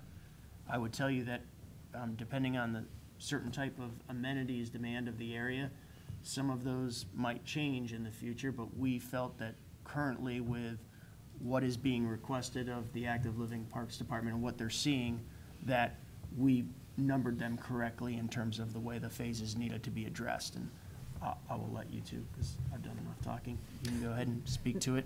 No, I agree with Kyle 100%. One of the things that we talked about and that we've heard from the users of the facility is they want more things there. So as we start into phase 2, into the big open field area, we're looking at, of course, a lot of money for basic infrastructure, but trying to get as much bang for the buck as we possibly could at that same time with playgrounds, shelters, volleyball courts, horseshoe pits, things that provide amenities that don't cost as much as some of the other items that are proposed later on. So we felt that it's very important to get access down to the quarry as well as parking for many reasons, safety being one of the things. So if something happens to someone in that area currently, we do not have other than the walking trail, way to get there without going outside of the property and coming in. So we wanted to definitely have that, but we didn't just want phase 2 to be the road, so that's why we tried to put the smaller amenities, but yet provide more bang for the buck for the citizens. Currently, it's averaging about 10,000 people a month visiting. Even this winter, we were having 400 and 500 bicycle riders a month in Rob Wallace Park. So the demand is definitely there, the use is there. We just need to get a few more shelters and playground areas for the folks to utilize. Byron, anything to? Have no more to add. I think you covered it well. We're just trying to get the spine road down to get people to the quarry. That was our big push. And obviously, you will have to do, at some point, the county will have to cross another stream down there, which if the creek crossings is expensive. We spent probably $250,000, if not a little more, on the first one, on the first phase. So the next phase takes it right to that creek crossing. It doesn't get you a creek crossing, but it gets you right there, and you're gonna have to hoof it on foot to get to the quarry. But this will help us from the illegal parking at the other end of the park and hopping fences and things like that, because the quarry is such a draw. So that was what our main focus was to get that down there in the next immediate phase. And obviously, we do have funding for phase 2 currently. So if the board does approve this master plan next Monday, that will become, the three of us and Mr. Miller, that'll become our next job, is to start on that. And you can see the parking down if you see the upper part of the quarry, just above that. Nope, right over to your right. Go to your right. You can take your cursor over to the right. Yeah. Yep, nope, you just went over it back. Back up a little bit. Yep, right, that's Right, the there you parking go. That's the parking lot. And so you can see the road that takes you down there. And Mr. Billifer mentioned the illegal parking, and what he means by illegal parking is parking outside of the property lines, coming in undesignated entrances into the park. The McGee Brothers property. Yes. Coming in that way. It makes it extremely challenging for EMS and the park staff when they have that going on, in case anything does happen. So this is a way to allow that. And also, you do see folks actually walking from phase 1 all the way over there, and that's a good hike. I think we estimated from the overflow parking lot to the quarry was about 3/4 of a mile. Is that correct? That is correct. 3/4 of a mile. So walking 3/4 of a mile to fish, you got to be a dedicated fisherman to do that, because you can't carry all your fish back out once you catch them all. So if there's any questions, I know you're just seeing it, so take a week to digest it. And if there are any questions, you can direct them to me, and Londa and myself and Byron will answer them accordingly. Okay. Thank you very much. Thank you, sir. Thank you. All right, next item is 4.21, Human Resources, Health Insurance Renewal. We're happy to have Lundy and Joanna with us. Good evening. We know it's been a long meeting, so we've promised to be brief on this item. We just wanted to provide an update on the process we went through for the health insurance renewal for this year. The budgeted amount will be included with the budget approval, so this is mostly just about the selection of the vendor in the process. So Joanna's going to cover that for us, and please let us know if you have any questions. Okay, so just as a reminder, currently Cabarrus County, we have about over 1,000 people on our health insurance plan. We have an additional 400 dependents on the plan, and we offer 2 options for employees hired before July 1, 2017. So we have the open access plan, the traditional plan, along with the consumer-driven plan with an HSA. And currently, the participation between the 2 plans is 50-50. So it's about half and half for the employees. So with that, we, every year we go through the renewal process, and when we met with Mark III, our broker, he proposed a rate increase of 12%. So after we received that information, we want to make sure we compared other health insurance options that were out there to make sure we do our due diligence as far as our option for FY19. So I just want to share the process that we went through with everyone tonight. So there was three main groups that we looked at. First was the North Carolina Health Insurance Pool, and this is the first year the pool has been in place. It won't begin actually until this July 1, 2018.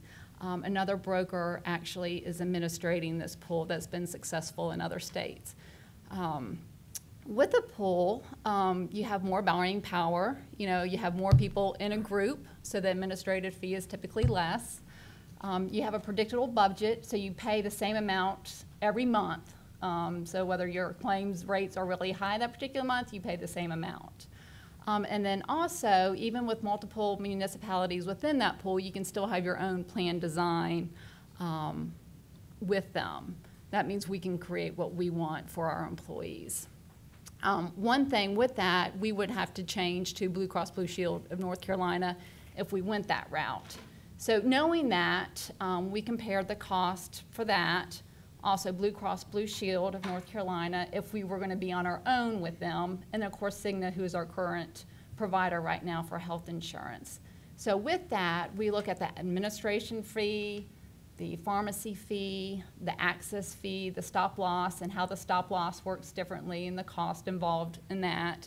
And then also the runoff claims. The runoff claims are so claims that were incurred in or will be incurred in April, May, and June. You know, we might not get the bill for until July, August, September.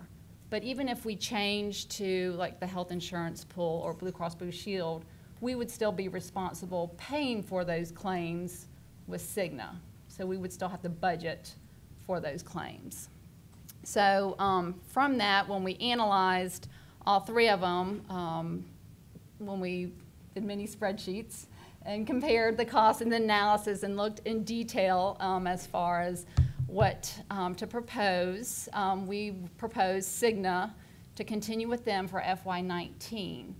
The cost increase will only be 1.71%, which is about, which is $11 per employee per month increase. We propose that the plan designs will remain the same, and also the cost for dependents will remain the same as they currently are. One of the new things that we would recommend is an eligibility audit, and that's just to make sure that everybody who is on our plan for dependent spouses and children are actually eligible to be on our plan. So that was something that we would do, you know, in FY19. So just to add in, the original quote was based on what our experience was at that time when they looked at the data. So there has been a little improvement in our claims history with our employees, so that's a positive. But I think that the main difference in that quote was based on re-looking at some administrative fees, which helped to bring that number down to a more palatable number. So the process was useful. It took a little extra time to get there, but we feel like this is a good solution. It's a vendor or a provider we're comfortable with, but it keeps the plan the same, and it keeps premiums the same basically for employees, which is a plus to them with a minimal additional increase for the county. Mike or Pam want to chime in as well, since they were a huge part of this project. Go ahead if you want. Yeah, we looked, Gallagher is the other broker for the other plan that's out there, and they're, in comparison of the cost, it was about $1.5 million higher, I believe, was the cost differential, and there's always going to be a startup fee when you kind of go in with a new group, because they want to give 1/12 of the money put into the bank so that there's some funds that are available to offset to the next year. Plus there is all the people that they had to hire. They had with Gallagher, there's accountants and lawyers, so there's a higher administrative cost. But over the long term, the history that they proved to us was that there was savings over the long haul from it. But from our perspective this year, this was not the time to make that change with all the budget constraints we have. That was just too big of a pill to swallow, maybe is a better word. But it also did help us competitively. When Mark Browder came out with the first claim, as Lundy indicated, that was 2 months prior to when we normally ask for our proposal. So that was the 12% increase that he had. So he got 2 more months in by the time we got to the end of it, and that was a much more, as Lundy said, palatable bid that we did receive. So there was a lot of competition in there, and Cigna now knows how much we're worth to them, I guess, through the bid process. So they sharpened their pencils somewhat, and we felt like we've done a lot of changes this year, and this was one of the steps forward. But it's a little scary to start the first year when there's a brand new pool without any experience. And I think they have about 5,000 lives at this point. The number started lower. I think it was initially about 2,000, and it has climbed a little bit, but still they didn't have a firm, solid number that was much above 5,000 to 6,000 by July. So as that number grows, and if it's successful, it's certainly something we would want to look at in the future. But as Pam said, jumping in right now with a lot of other projects didn't seem to be great timing. And then with the bid process, it actually did come in to be the higher proposal for this year.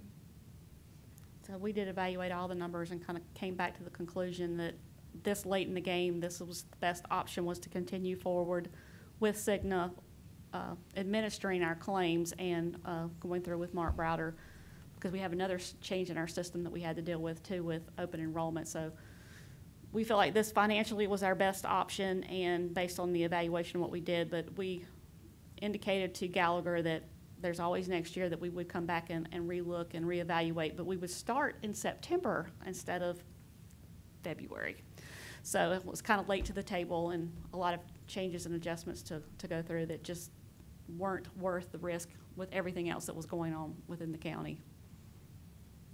Lundy, was the net increase about 580,000? Is that what the net increase is thereabout? Joanna, that sounds.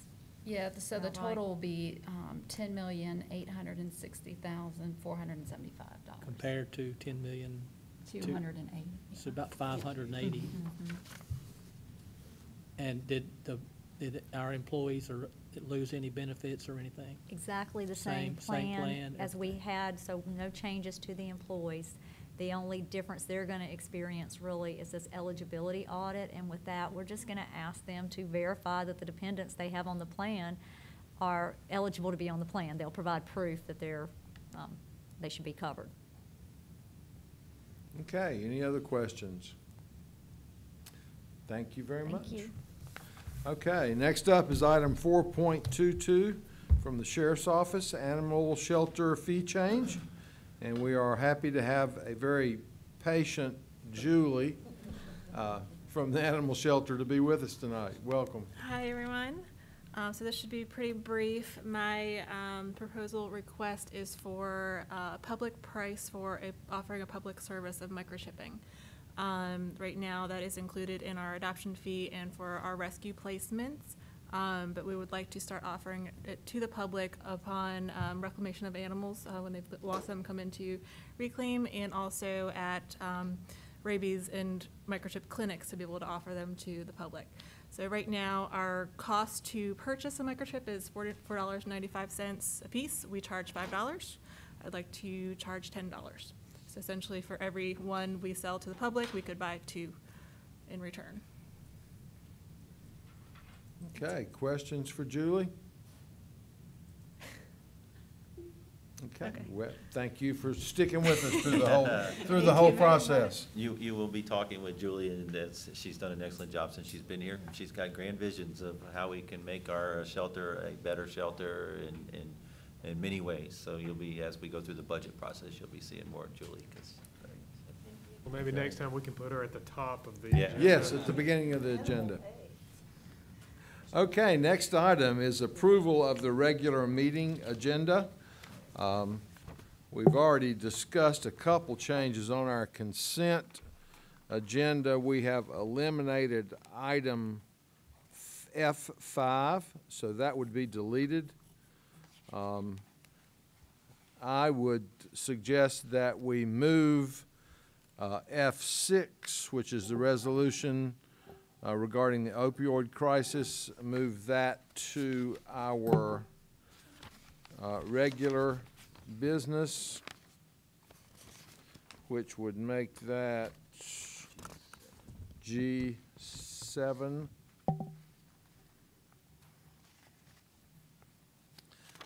Does anyone else have any changes that they would like to see to the agenda?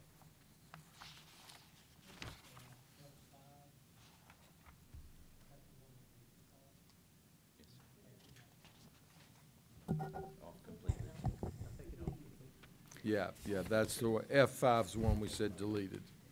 And I guess G3 will stay the same, but you're just going to break it out in the two properties, right? On the purchase of the Rowan property, so it Yes, just stays on there, but we're only talking about the one property. exactly. Okay. When they get those details worked out. Okay, I would move that we approve the proposed agenda with those changes. Okay, we have a motion and a second. Any additional discussion? All in favor, please say aye. All opposed, no. That motion passes. We do have need of a closed session tonight, so short closed session, but I've heard that in previous times. We have one in, Rich won't be there. So at this time, I would entertain a motion to go into closed session per North Carolina General Statute 143-318, 11A, 3, and 4 to discuss pending litigation and economic development matters. We have a motion and a second. Any discussion? All in favor, please say aye. All opposed, no. That motion passes. We are now in closed session. Thank you.